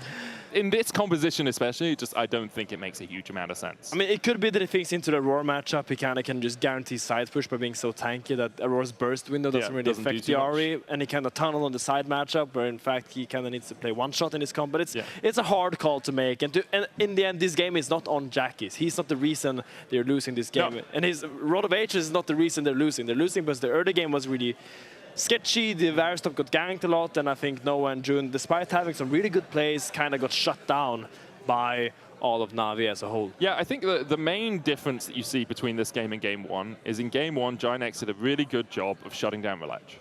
Yes. Right? Like, Rhilech wasn't able to be impactful on the map, and here we saw them trying to do it again. Like, Jun walked past the Razorbeaks as Rhilech walked into the bush, as he just got out of vision. We saw them trying to make plays to stop Rhilech in the early game as well, trading camps, right? But it just hasn't worked. And when it doesn't work and Rhilech gets ahead, Navi are an entirely different beast to when Rhilech doesn't have that agency. Yeah, no, I would kind of liked Navi, or GX, if you go back to that invade by the Nocturne, to kind of, I would love Isma to tell, okay, Lot and Jackies, if you go into my jungle now and check my camps, we win the game. Yeah, we just kill him on cross. Zahan will not play the game. He has 20% HP, level 3 with a blue buff. If he does not take 2 of my camps right now, he will not be able to play the game. But in the end, they didn't really commit to the bit, which is, in the end, a choice. And Lot and Jackies did have solid early laning phases, but yeah, the early game just went out of their hands. And now you're looking down a 8-1 game, and just 4K gold, it's so difficult to come back in a game like this, especially with a comp like GX's. Yeah, the composition is quite hard to execute in terms of how you play around in team fights. You talked about it, right? You have Chain of Corruption and Charm, really, to engage, or a good Deadly Flourish. So we'll have to see how they can adapt, and if they can adapt, because, like, in all honesty, this game is Navi's to lose, right? They are so far ahead. They have an Enchanter with a really fed Bruiser jungler, and then, like, only one person on their team has died, and it's Samdi.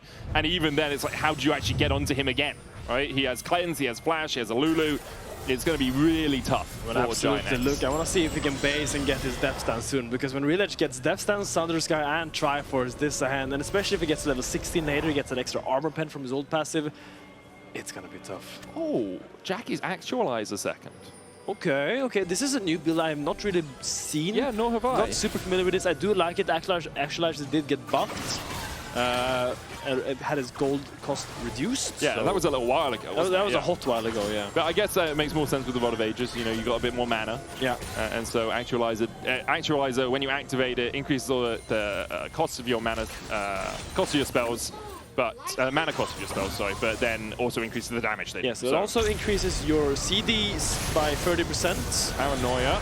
Goes out into the cleanse, into the flash, into the wild growth, and now Isma is on the wrong side of dodge. Good double. Rhilech. Grab coming out from Rhilech into the encore. Jackie's trying to get in with his Spirit Rush. Grim Deliverance from Rhilech. Half his health goes, but he's got that passive built up. A good fourth shot from Noah will put him into the Cultivation of War recharge. And Parus dodges everything. The flash from Jackie's all with deception. Finds the damage in the end with a Foxfire. But Parus the only one to fall for Navi as Noah flashes and gets smited! Smitten smote! A little kitten has been stopped from going and taking the portal by Rhilech, and here you see the issues, you see the problems we've been highlighting all game long. They use everything to shut down Samdi, but in the end he cleanses, flashes out, and then they have nothing left for the onslaught that is Rhilech. A massive flash W lands from both Noah and Jun, and here he is just unchecked, unstopped, and unrelenting in the pursuit of the GX backline. Yeah, it just needs to be on top of a lot there. Slow him down, make sure that Poby can chase. Jackie looks for this, but Parus with some great side steps. Delays for a long while means that Jackie doesn't get the Spirit Rush recharge and can't then dash back out. And then Noah, this is a great smite across the wall. Flashes. Oh, he flashed as well for it. Oh no, tries to get the Hex Gate, but that turtle did not make it to water, unfortunately, as now NAVI will get their third Drake of the game. And GIANTX are well and truly down a well without a rope to climb out. Hey, the goal line is soon ticking to 10 stacks, baby. We're getting our money's worth. Game is not over for as long as the row is stacking. Okay, and then when it's stacked, it's over? Well, yeah, but I mean, we cannot. Doesn't sound as cool now. Man. That's true. I'm sorry, man. So I forgot about the rule of cool when it comes to the rule of cool is all about all that matters now. So Baron is on the menu here for NAVI, looking to set up topside, and what they went through game 1 is now what Jake's is going through. It's really difficult for Isma and Jun to get any control there as Maynter gets tickled by the fur, walks out. He does. Man. Good thing he's not as ticklish as some of the champions. If he was really ticklish, that would be really it would have been awful. It would have been awful in that situation. Okay. I think we have to set a new goal for NAVI. Obviously, win the game is the be-all and end-all, you know, like, obviously you want to win the game. But when you are this far ahead in this sort of game state, I think they need to close the game out by 29 minutes. I think that should be the intent. I think they should do it cleanly. They shouldn't lose any more fights. Paranoia going onto the back line as Isma tries to jump onto Sandy, takes him low. That's the first part of the fight lost. Lot looking for piercing out onto Poby, can't quite land it. Noah chased out by Maynter as Poby dashes back with the weirding. Now Parus the new target. And Parus survives! Taken out by the final auto attack. NAVI do win out the fight. Extend their gold lead to 8k, and there's a Baron in their eyes. And it doesn't matter how many of NAVI they kill, as long as Rhilech is standing, they will all die in the end. Nice try there by GX, to be honest. They really tried to find an avenue where NAVI was a little bit split. They tried to catch them off guard, but in the end, NAVI just walks over and kills them, and that will be the Baron and an eventual potential game-ending push here by NAVI. Yeah, so I still think it should be sub 30 minutes. Like, you have Baron for the next 3, that puts you 29 minutes. It's gonna be all about this push here, especially the pro view of Rhilech. He just kills him. It's good play, right? Grim Deliverance is great. Chase onto Lot, gets a snipe for the slow. Another auto attack, auto attack Q. W? No W, just auto Q. Doesn't use the second Q, importantly, so he could have knocked someone up with it. There we go. And yeah. I'm compelled, man. I'm compelled. I mean, he's just so fed right now, no matter who he goes. 2k in the bank as well after this fight. Yeah, Jackie's not going too well this game. After such a performance in game 1, still always aiming to kill the enemy support. Game 1, he had 5 kills on the NAVI. It does seem quite personal against Parus in that fight. He was really going for it. Okay. So you said 29 minutes, yeah, okay, Medic? So I think the important thing is, GIANTX, when they had a big lead, had a little bit of a throw, right? Noah and Jun got called a couple of times, and everything slowed down. I want to see NAVI win the game without doing that. Well, and great news. Yeah, the first step to doing that is killing Noah, okay? Fantastic news. Noah will always bait. This time the Flood wins, it seems, as Rhilech is looking for a little bit more. Isma coming in with the Paranoia as well, as the inhibitor tower in mid is low. Paranoia turning off the lights, but it looks like they're going to get switched back on in a second as Maynter able to slice his way towards safety. Second inhibitor tower, Rhilech flashing forward, and Chun is just popped. Oh God, what is it with enchanters this series? They don't get a moment to breathe. A minute 30 on the clock for NAVI here. Can they do it sub 29? I think the answer is I think you have it, Medic. Isma just end up looking like a faulty electrician there, coming to save the day, but just turning off the lights. Oh, the health bars are going down. Can we show this? Is this not like post-watershed sort of stuff? NAVI on the Baron push with the 2 waves, a minute remaining. Close out the game and take us to match 3 in this best of 3. And it's a 13 kill game by Rhilech. And you heard in Isma, he said you need to shut down Rhilech if you are to beat NAVI. And I think it's safe to say that that did not go according to plan this game. NAVI played to their win conditions incredibly well. We're going to hand it over to the desk to break down that game too. We are getting into draft for this final game of the series. G2 versus SK up after this, so make sure you stay tuned. GIANTX chose first pick and been put on the red side. And NAVI chose to be on the blue side once again. And the first ban is going to be a NAVI, which kind of hints towards a Rise pick for GIANTX. NAVI now picking up the mantle of we will ban mid laners and getting rid of the Orianna. I mean, when I say NAVI ban, I think about these immobile short-range mages. So it's Rise, Annie, Cassio to me. That really stands out when you would really not want to play against an Anivia. So the Rise will be taken out here by NAVI as we continue to see the Orianna and Rise ban. I would not be surprised if we would see yet another Aatrox ban come out here, Yep. but it would actually, yeah, there it is. As Shock like horror. clockwork, it's there. So now, NAVI, where do you want to take this last ban of yours? It will be the Caitlyn taken away from Noah.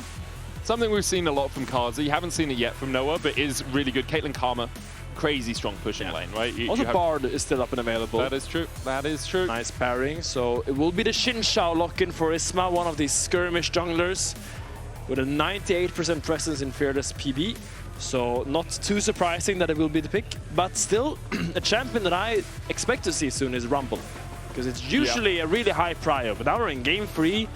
And Rumble has not been picked. It was banned last game in 4-5, but... And the first game one as well. Yeah, exactly, yeah. So, still up and available. There is the Milio you were scheming about, already being hovered here for Parus, and will be locked in. We need some cozy campfires, we need some warm hugs. Super Mega Death Kick, or whatever it's called. I think it's Fire Kick, okay, I want to say. Yeah, the Super Mega Death Rocket is where you were going with that. Super Mega Death Kick sounds cool. There's a lot of Super Megas. It's a Lucian! Oh no! Oh. No! Don't do this to me, Navi! Lucian is 0-15 in the LEC consecutively. The last 15 times Lucian has been played, he has lost. It got buffed, Medic. Man, 2 seconds on your E cooldown. That's objectively a buff that fits the criteria of what's being called the buff Medic. Okay. So clearly he's back on the menu. Lucian Milio, a classic bot lane, kind of came into the scene kind of when Lucian Nami was popular. People were taking away the Nami. People realized, wait, Lucian can also dash forward, get extra range on the little shooties. But it will be a Bard answer into this, and I wonder which AD carry you would like to pair this up with, because you could go for a conventional little Corki. Corki Bard is a classic. Strong lane, allows Bard to have a lot of free time, move around, pick up his meeps, gank mid, tilt his top laner, whatever he wants to do, he can do as long as it's a Corki as his AD carry. You don't have to pick the Corki. No, Nora is also still up and available. Yeah. It's right there, and it will be picked by Noah. That is locked in there for Noah. I had a quick look in Master Plus. Lucian's win rate on 16.8 was 51%, and on 16.7 was 50.13%. So that means he will win 1 out of 15 games. Yes. I mean, technically should have won more than that, but we'll see. It's the longest losing streak in LEC history for a single champion. We'll see if NAVI can turn the tables. They definitely managed to in game 2 as they're going to lock the Gnar. Lucius Q? Yeah. Okay. Yeah, Gnar will be one. locked in here by Maynter, blind. Quite safe in general. I would still expect to see a Rumble ban come out, because that matchup can be a little bit iffy. And it's also just a really strong champion. You have the little Bard ult with a little Rumble ult on top of that. Just really nicely set up. But he does have a lot of cheeky answers. The Jax is taken out from game 1, which is Lot's conventional answer into Gnar. Quite a nice matchup. You can kind of stop the double jump from Gnar if you time your counter-strike well. So we'll see where Lot takes this. I would not be surprised if it just locks in a tank, to be honest. Yeah, Sion into Gnar. I wouldn't pick Kasante into Gnar. That is a really miserable matchup. And I mean, I guess he played Varus last game, so maybe he is into masochism. Just relegated to tank duty. It's possible. It's possible. As the Wukong is banned out by GIANTX, they're going to keep pinching that jungle pool.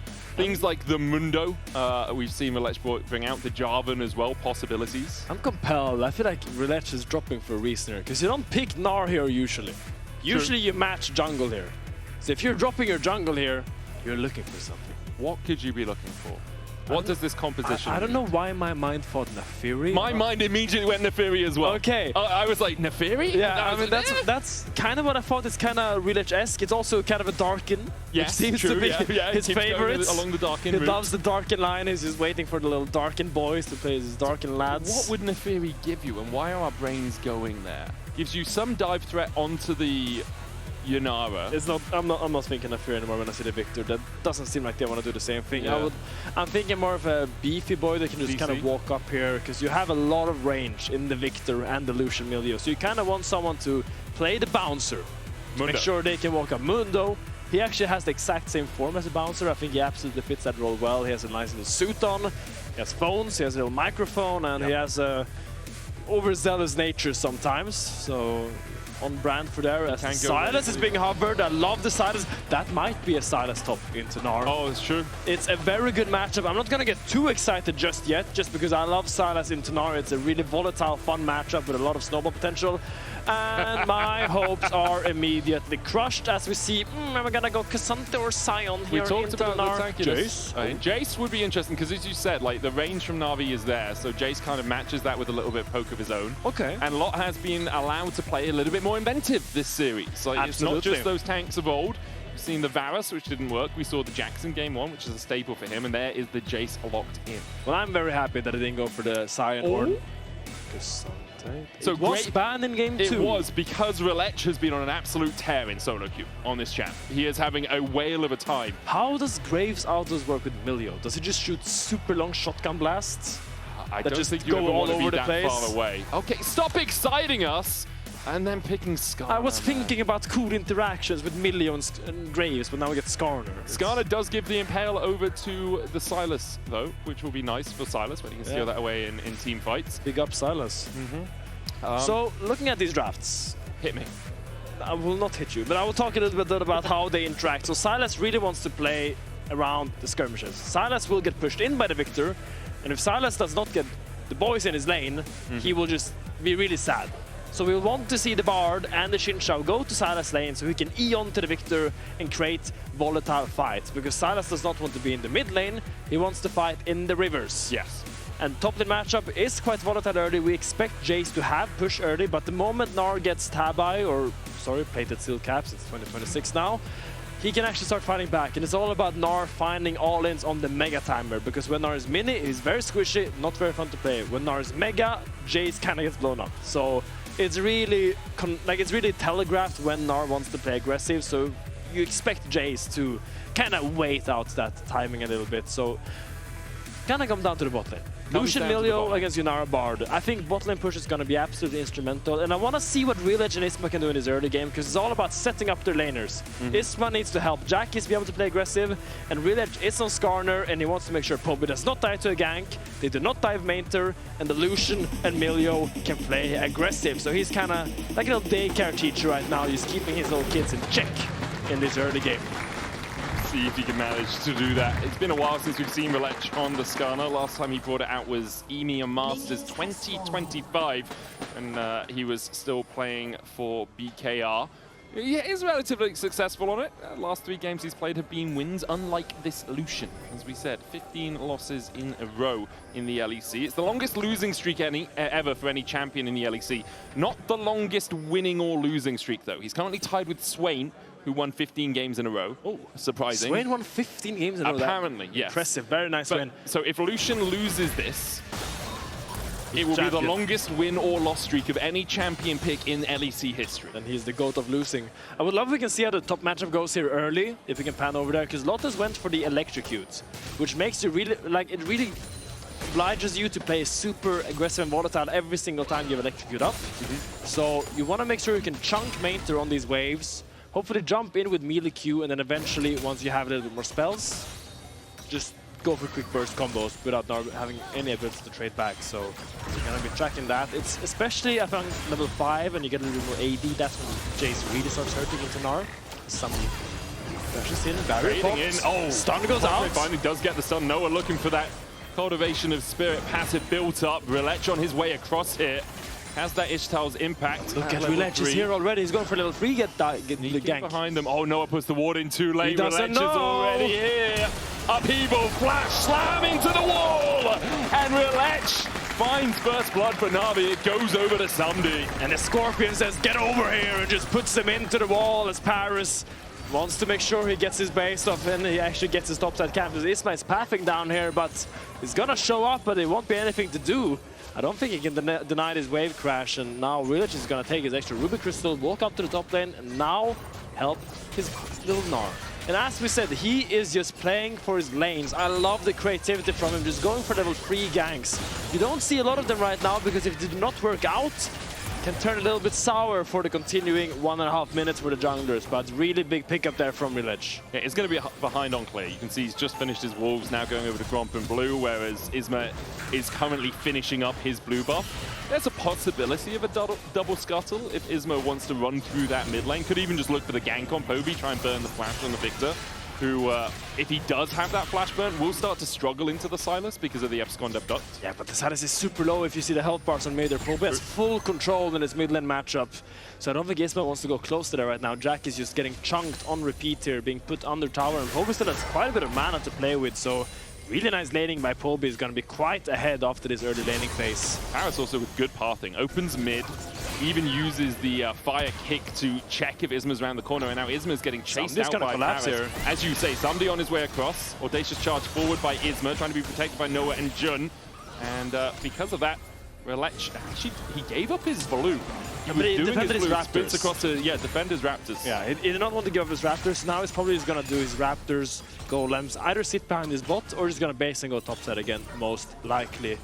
So I think he's happy with this situation. He will be kind of equal in the farm and still sitting on his Ruby Crystal. So the question is, for Lucian to win, is all he needed a Relentless Pursuit buff? Because that's all that happened on this patch. He did also get given first blood in this game, which probably helps a little bit towards getting the first win in 16 games. But will it happen, Finn? Maybe he's in a Korean passport. That's true, actually, yeah. Wait, let me have a quick look through all the Lucian players in LEC. I don't want to be that guy, you know. Had a Korean passport. I don't want to be that guy. You talk about stuff, Finn.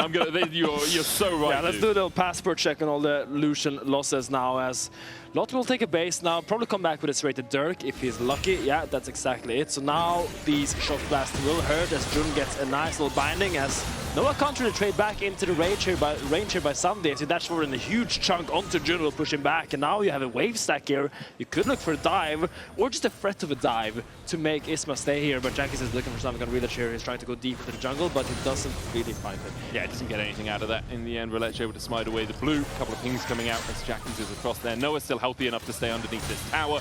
As you say, the dive not going to materialize because, well, there's no jungler over here, so also, Noah there's no should be able support he kind of based. So the guy you would dive is... Oh, you could still dive Noah. I mean, that is true, right? That is true. You're absolutely right. Oh, it's a big chunk of that from Poby, using the little storm here for a chunk. Jack is taking it back, but I don't think he's too happy with this trade. No, not too beneficial at all. Doran Shield will heal him up a little bit.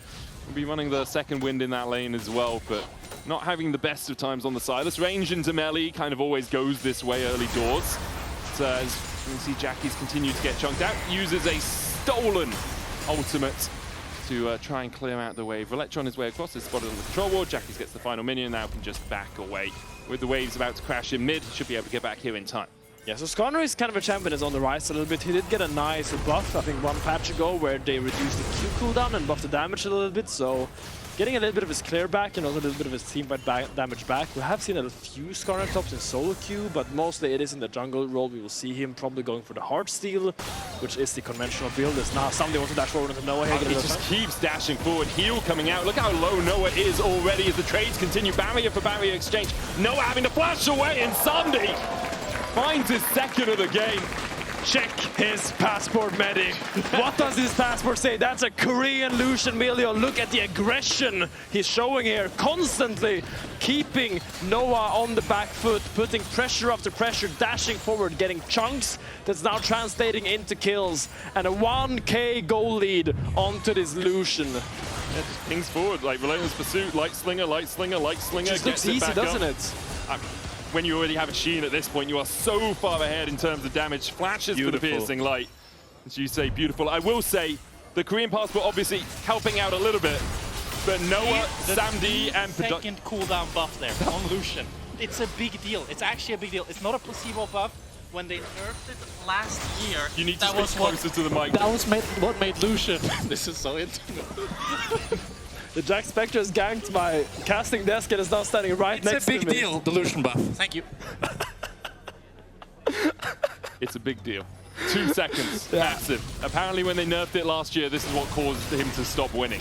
That's the reason why they're just good now. He wasn't this animated when we were in story meeting talking about having this graphic, dude.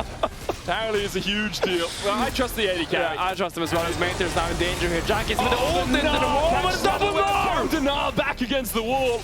Lot and Jackie's absconded. Lot was not on the same page as this. Needed a couple of autos. Autos the tower a couple of times. Maybe they go in for the trade again. Maynter with the wallop. Lot's tanking it. Jackie's takes it, and Lot thankfully tanking the tower. Able to get GIANTX out of that one with a kill and without losing any lives. I held my breath there. I don't think Jackie's actually got the Gnar into the ult, but that was a beautiful Gnar squared sequence happening there as a fantastic roam by Jackie's gets his Jace ahead. And this is what you want to see when you have Jace into Gnar. You want to see your mid laner or jungler go up there, dive the Gnar and give Jace a lead so he can actually snowball this matchup. Now with Dirk and a 1k goal lead with Electrocute, he is gonna hit like a truck when he comes back with a full U-Moose versus the plated steel caps. Top lane is a chasm right now. Well, there's a magical journey coming down towards the bot lane to try and shut down Samdi. Isma going forward, Cullen going wide, and Samdi going back to the fountain. Huge shutdown for Noah. Maybe we need 2 more seconds. Yeah. Maybe we need 2 more seconds. If he'd had another dash there, man, still wouldn't have got out. Great play from GIANTX. Using that pocket division of the Tribush to magically journey behind Samdi, who didn't have the flash after using it to get his second kill of the game. Gold swings ever so slightly in GIANTX's favor, mostly because we talked about it, that lead for Lot in the top side who has that U-Moose complete. Rhilech was able to pick up the first dragon earlier on, and now is going to take the all 3 or just 2 of the grubs, it seems. Doesn't want to give that notification over to his opponents that all 3 of them... Oh no, there we are. Gets the smite in the end. Takes so you see the swap coming up here from the Lucian Milio. Actually, on this stacked wave that Gnar has, they really want to get Gnar out of this matchup right now because it's going to be super hard for him to play now. I mean, I think they want to keep him in the matchup for a second. Ishtal's impact knocked back from Lot.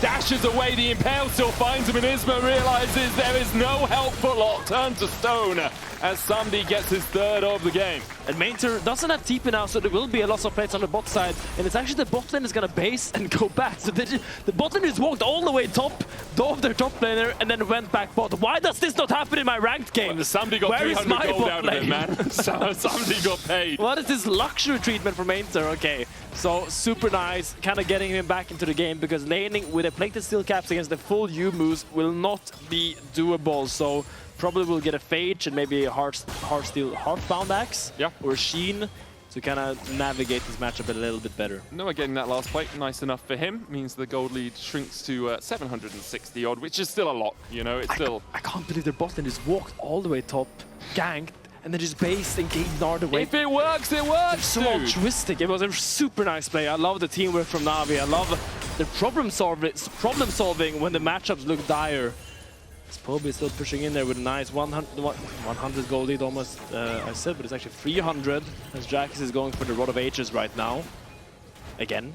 Yeah, I don't mind it as much on the Silas, I'm going to be honest. On the Ahri, it kind of seemed a little like you didn't have enough damage, but on the Silas, it does work. Have been informed, by the way, there were 3 Korean players in the 15 loss streak. Noah, Paddock, and Samdi all lost on Lucian. So it's not purely a passport diff. Perhaps the buffs, as Jackspektra says, were impactful enough. They were crucial.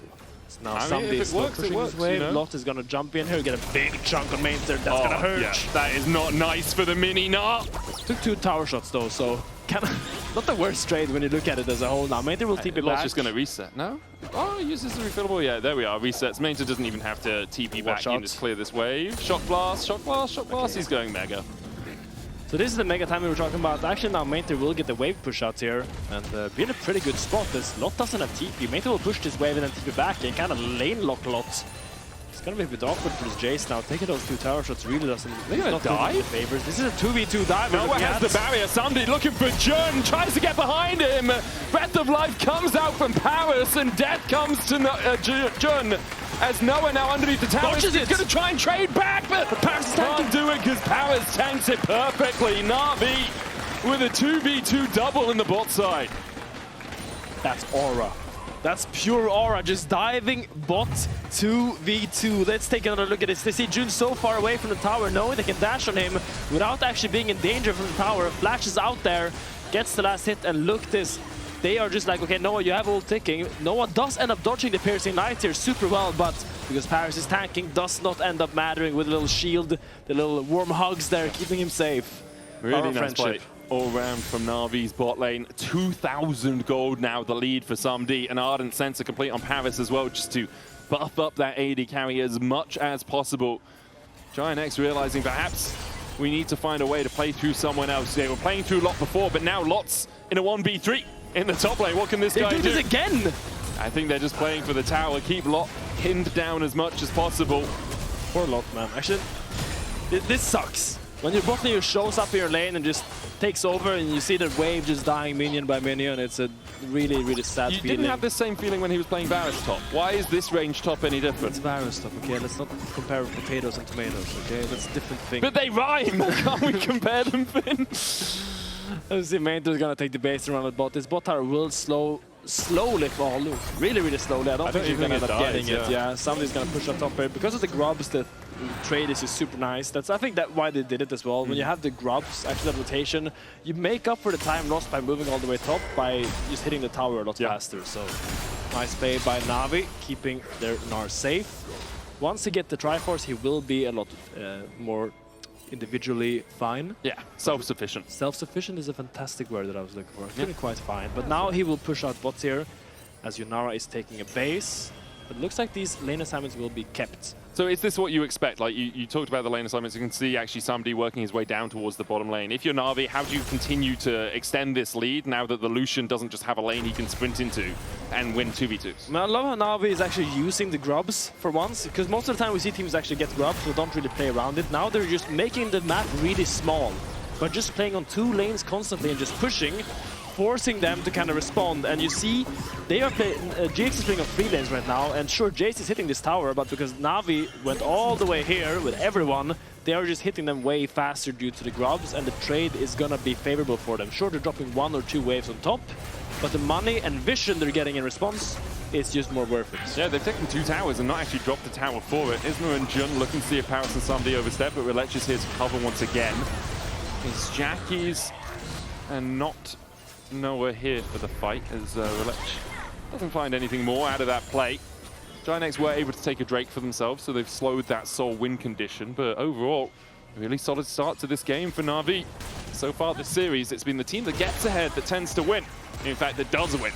Usually around the 15-minute mark, the gold has been slightly more substantial of a lead than this, but Navi still in prime position to take this one home, especially with 2 items complete on SumD now. Yeah, and it's not just SumD as well. Poby is slowly growing now as well, getting his items, getting his second item here as Jax is pushing down bots. I think that if Jackspektra was here, right, he'd be like, oh, those flicker blades, it's huge. Because what it does is 2 more seconds. It's 2 more seconds on your dash. It's 2 more seconds, it's huge. Using those auto attacks to reduce the cooldown of your spells. Obviously, always been a great item on Lucian, does so much work for you. Similarly on things like Xayah. It gives you all those extra cooldowns, and when you're playing these sort of AD casters, it works really well. I mean, in general, with Illusion, if you play against a lot of range, you go for the rapid fire, but if you go against mediums, you go flicker blades. Now they're looking onto the Poby here, but he has a lot of boys behind him. A magical journey into an immediate flash out from Isma. Jun still holding on to his flash and doesn't burn it to escape. The tempered fate, well, I'm afraid the cards came up with death for Jun. Might be a flash. Slow from the boomerang. Isma goes back in, looking for Parus. Maynter with a good Gnar against the wall. TP behind as Poby puts down the gravity field. Lot trying to get out of it, but still stunned up. Noah here as well. A 4v3 beginning to develop for GIANTX. Maynter flashing away. Here comes SumD. They're going to turn it around as Lot pulls low. Poby's still on the chase. With the Ray, SumD coming in as well with the culling as Isma dives in. They don't even need Skarner until this moment as Rhilech has pincered them with his pincers. A great double for Poby. Jackie's the only one of the first 5 remaining standing. Jun came back to life and almost had to sacrifice it to keep Jackie's alive. I mean, I love how Navi are opening their lanes. They're constantly opening behind side lanes here as Jackie's might look for something on the Parus with an Gnar ult, but just ends up dying without an ult, and that's a shutdown. Yeah, on the Parus was 0-0-9. Yeah. And like, so let's look at this play. GX is making play, but look at how well Navi reads it. Maynter and Parus are already here, and now GX has overcommitted and overstayed the welcome as Jun falls down. importantly, Jun's flash was actually still down. It just looked like it was back up. And the moment this Gnar boomerang hits, Isma and Jackis are like, okay, we need to go back into it because we're gonna get pincered by this Lucian and by this Skarner. We need to kill them really, really fast.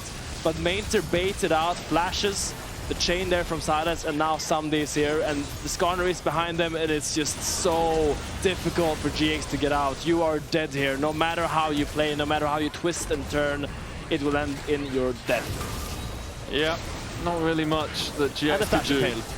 Yeah, Jun has the flash out. There's the flash. The end gets him out alive on the second time Vaskin. GIANTX really left wondering what answers are left at this point, right? You're 4,000 gold in the hole, 18 minutes into the game.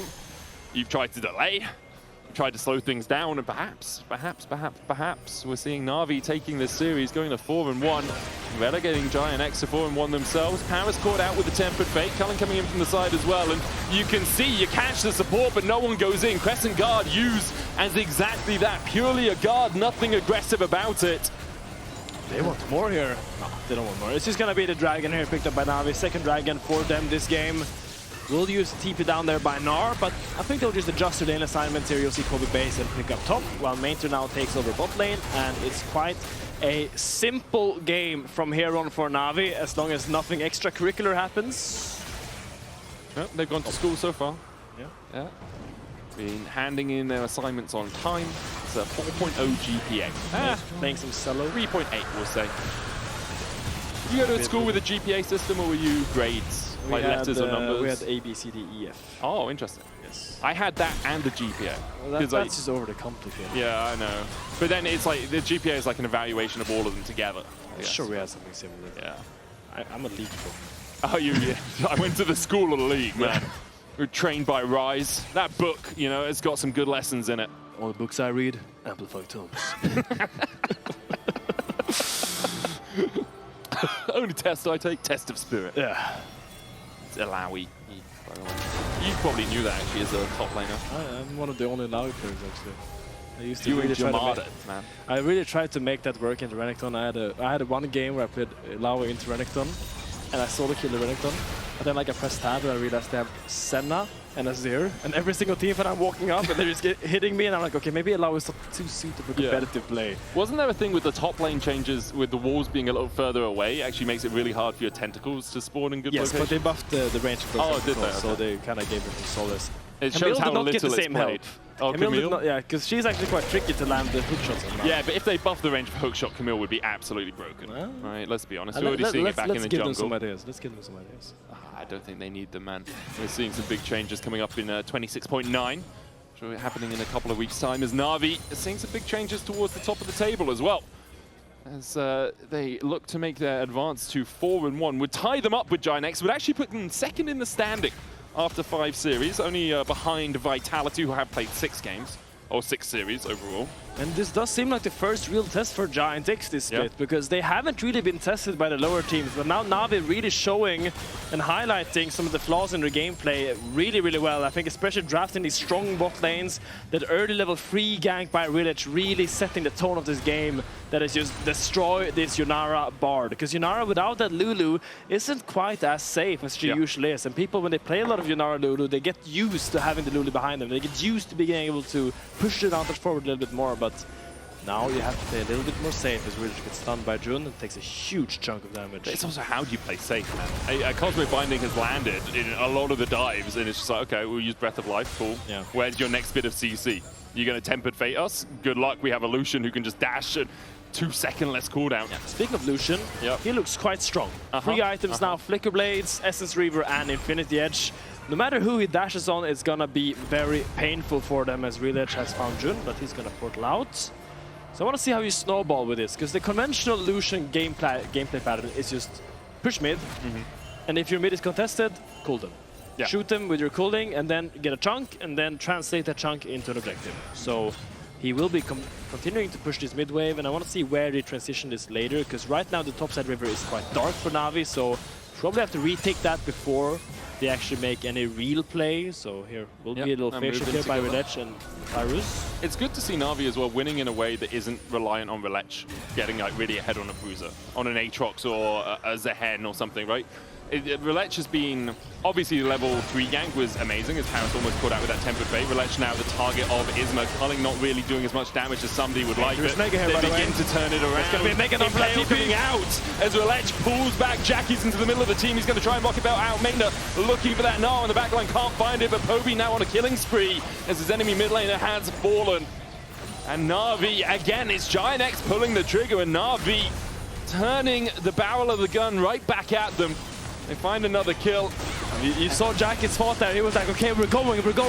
And then suddenly Mega Gnar spawns on all 4 members of the GX backline, and then they all have to split away from that, kiting out Maynter's ult, using the Shinsha ult to kind of peel him away, and then just Jackie's gets left completely alone, and he just ends up falling here. And it's going to be full topside vision here for NAVI, and probably a Baron start here. But as you see, the Tempered Fate goes a little bit wide, but GX still commits to it. But it's a little bit tricky now, because what do you do? Jackie goes for a montage player with a double impale, but it's just a little bit too deep here. No one can really follow when the TP comes in from Maynter. Yeah, and you just don't have any damage as well. Like Noah, he is tickling at best, like breathing heavily towards NAVI and not really getting through any of the shields that are coming out from them. And Asma weaving. What? Asma weaving on them. Asma weaving, man, dear God. I've seen Mistweavers do more damage than that. If he had a spinning crane kick, he'd be doing a lot more, right? Just looking for Isma. Isma does have flash. Gets onto Isma. Meanwhile, the rest of the team needs to be a bit careful. Poby's going to go down.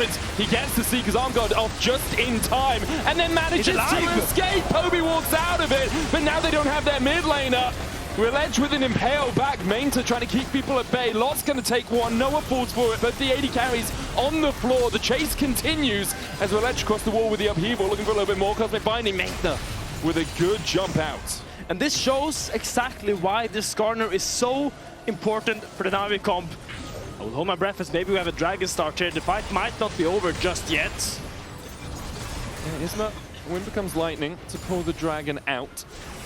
Rhilech still looking for the flank position. No ultimates available for anyone on NAVI right now. They don't have the Lucian with so many items. Maynter's trying to stack his Mega a little bit as Poby is back. Jackie gets his hijack back. Who's he going to steal? What's he going to take? So the Gnar ult is not available right now, I'm quite sure, unless... Oh, actually, it's a very short cooldown. Lot is? Lot's trying to catch the Lucian as he comes back out, but he doesn't manage to do it. He was spotted by a sweeping Scryer's Bloom, I believe. As the Drake goes down to NAVI, and now Lot, who is behind enemy lines, is quickly put in a body bag. NAVI find another, and with the enemy top laner dead, perhaps a Baron on the menu. It's a bold attempt by him, but I think when you do it, you gotta commit to it. Because I think you just gotta stay there and wait for the Lucian, because now he was kind of half doing it.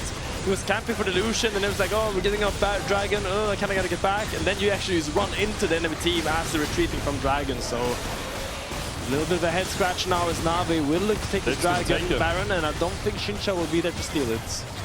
A 5k lead, a soul point. A Baron for NAVI, and not much GIANTX can do about it. Let's have another look at this fight. So yeah, look, Rhilech goes super deep onto Isma here, trying to catch him out, but that means his backline is completely unpeeled. Poby gets went on, and it looks like he's the one in danger, but here Samdi gets hit by the Tempered Fate and just gets collapsed on by Lot and Jackie's, and Isma just gets put into the grinder. And you thought this would be the fight the GX needed, but it ends up being actually the Dragon for NAVI. Now one Dragon away from Soul Point. And Baron taken by them in the end because of the later half of that play. Yeah, and this will help with the... You talked a little bit earlier about how Lucian sometimes in mid lane is just like, well, if they contest, I just cull them and hope I can do some damage. Baron buff really helps actually push those lanes in. You can see Poby using it down towards this bottom side, as well as somebody is covering him to see if anyone steps too far forward. It's going to be a 1-4 split. Maynter in the mid lane takes down that turret. Rhilech and Parus just acting as kind of bouncers in the middle of the two packs. Yeah, and I think right now GX is just trying to trade the tier 2 towers. You're sending a lot top here to push, and you know you're gonna give this bot in tier 2. You gotta try to get some gold back, but actually Maynter being sent in good time will be able to defend that, and now has TP. Really nice 1-4 split to turn into 1-0-4 here by NAVI, so I do like how they're managing this.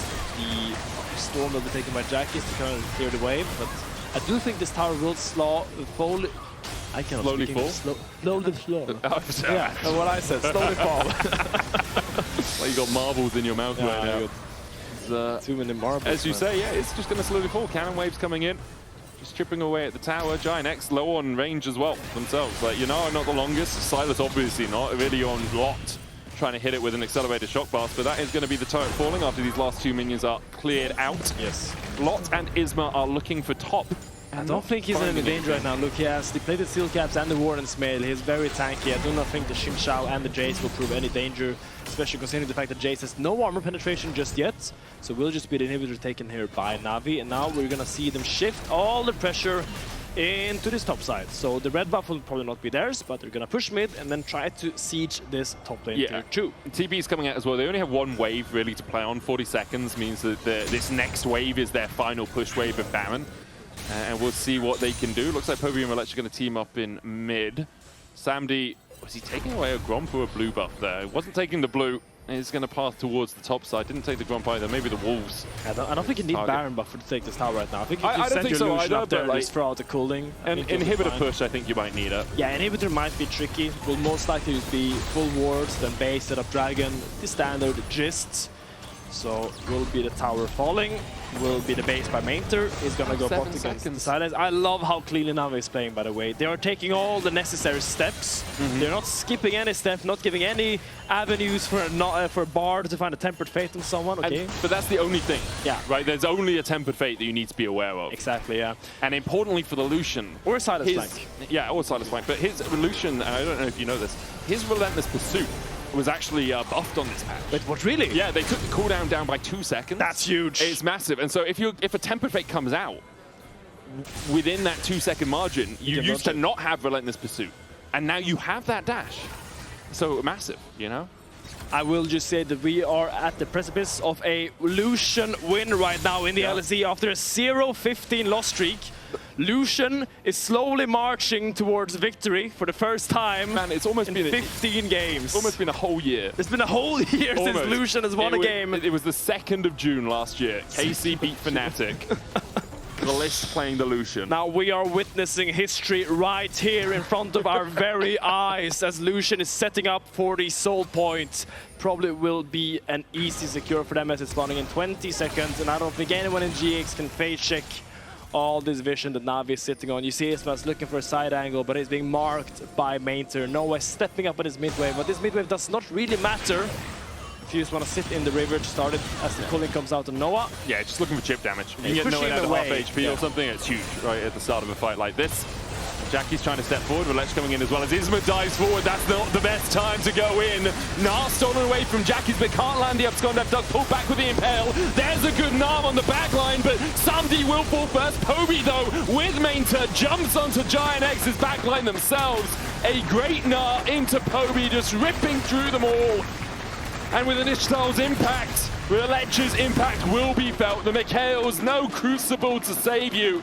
Rhilech takes a double, and NAVI will take a double in this best of 3 and close out the series. Fantastic gameplay from NAVI all in all. You see everything is used to shut down the Lucian, but that's when Poby and Maynter steps up, picking up the pace and cleaning up the fight at the back end after all the resources was put on the Lucian, who ends up falling but will be victorious. Medic. Huge from NAVI, going to claim 2nd spot in the LEC after 5 series.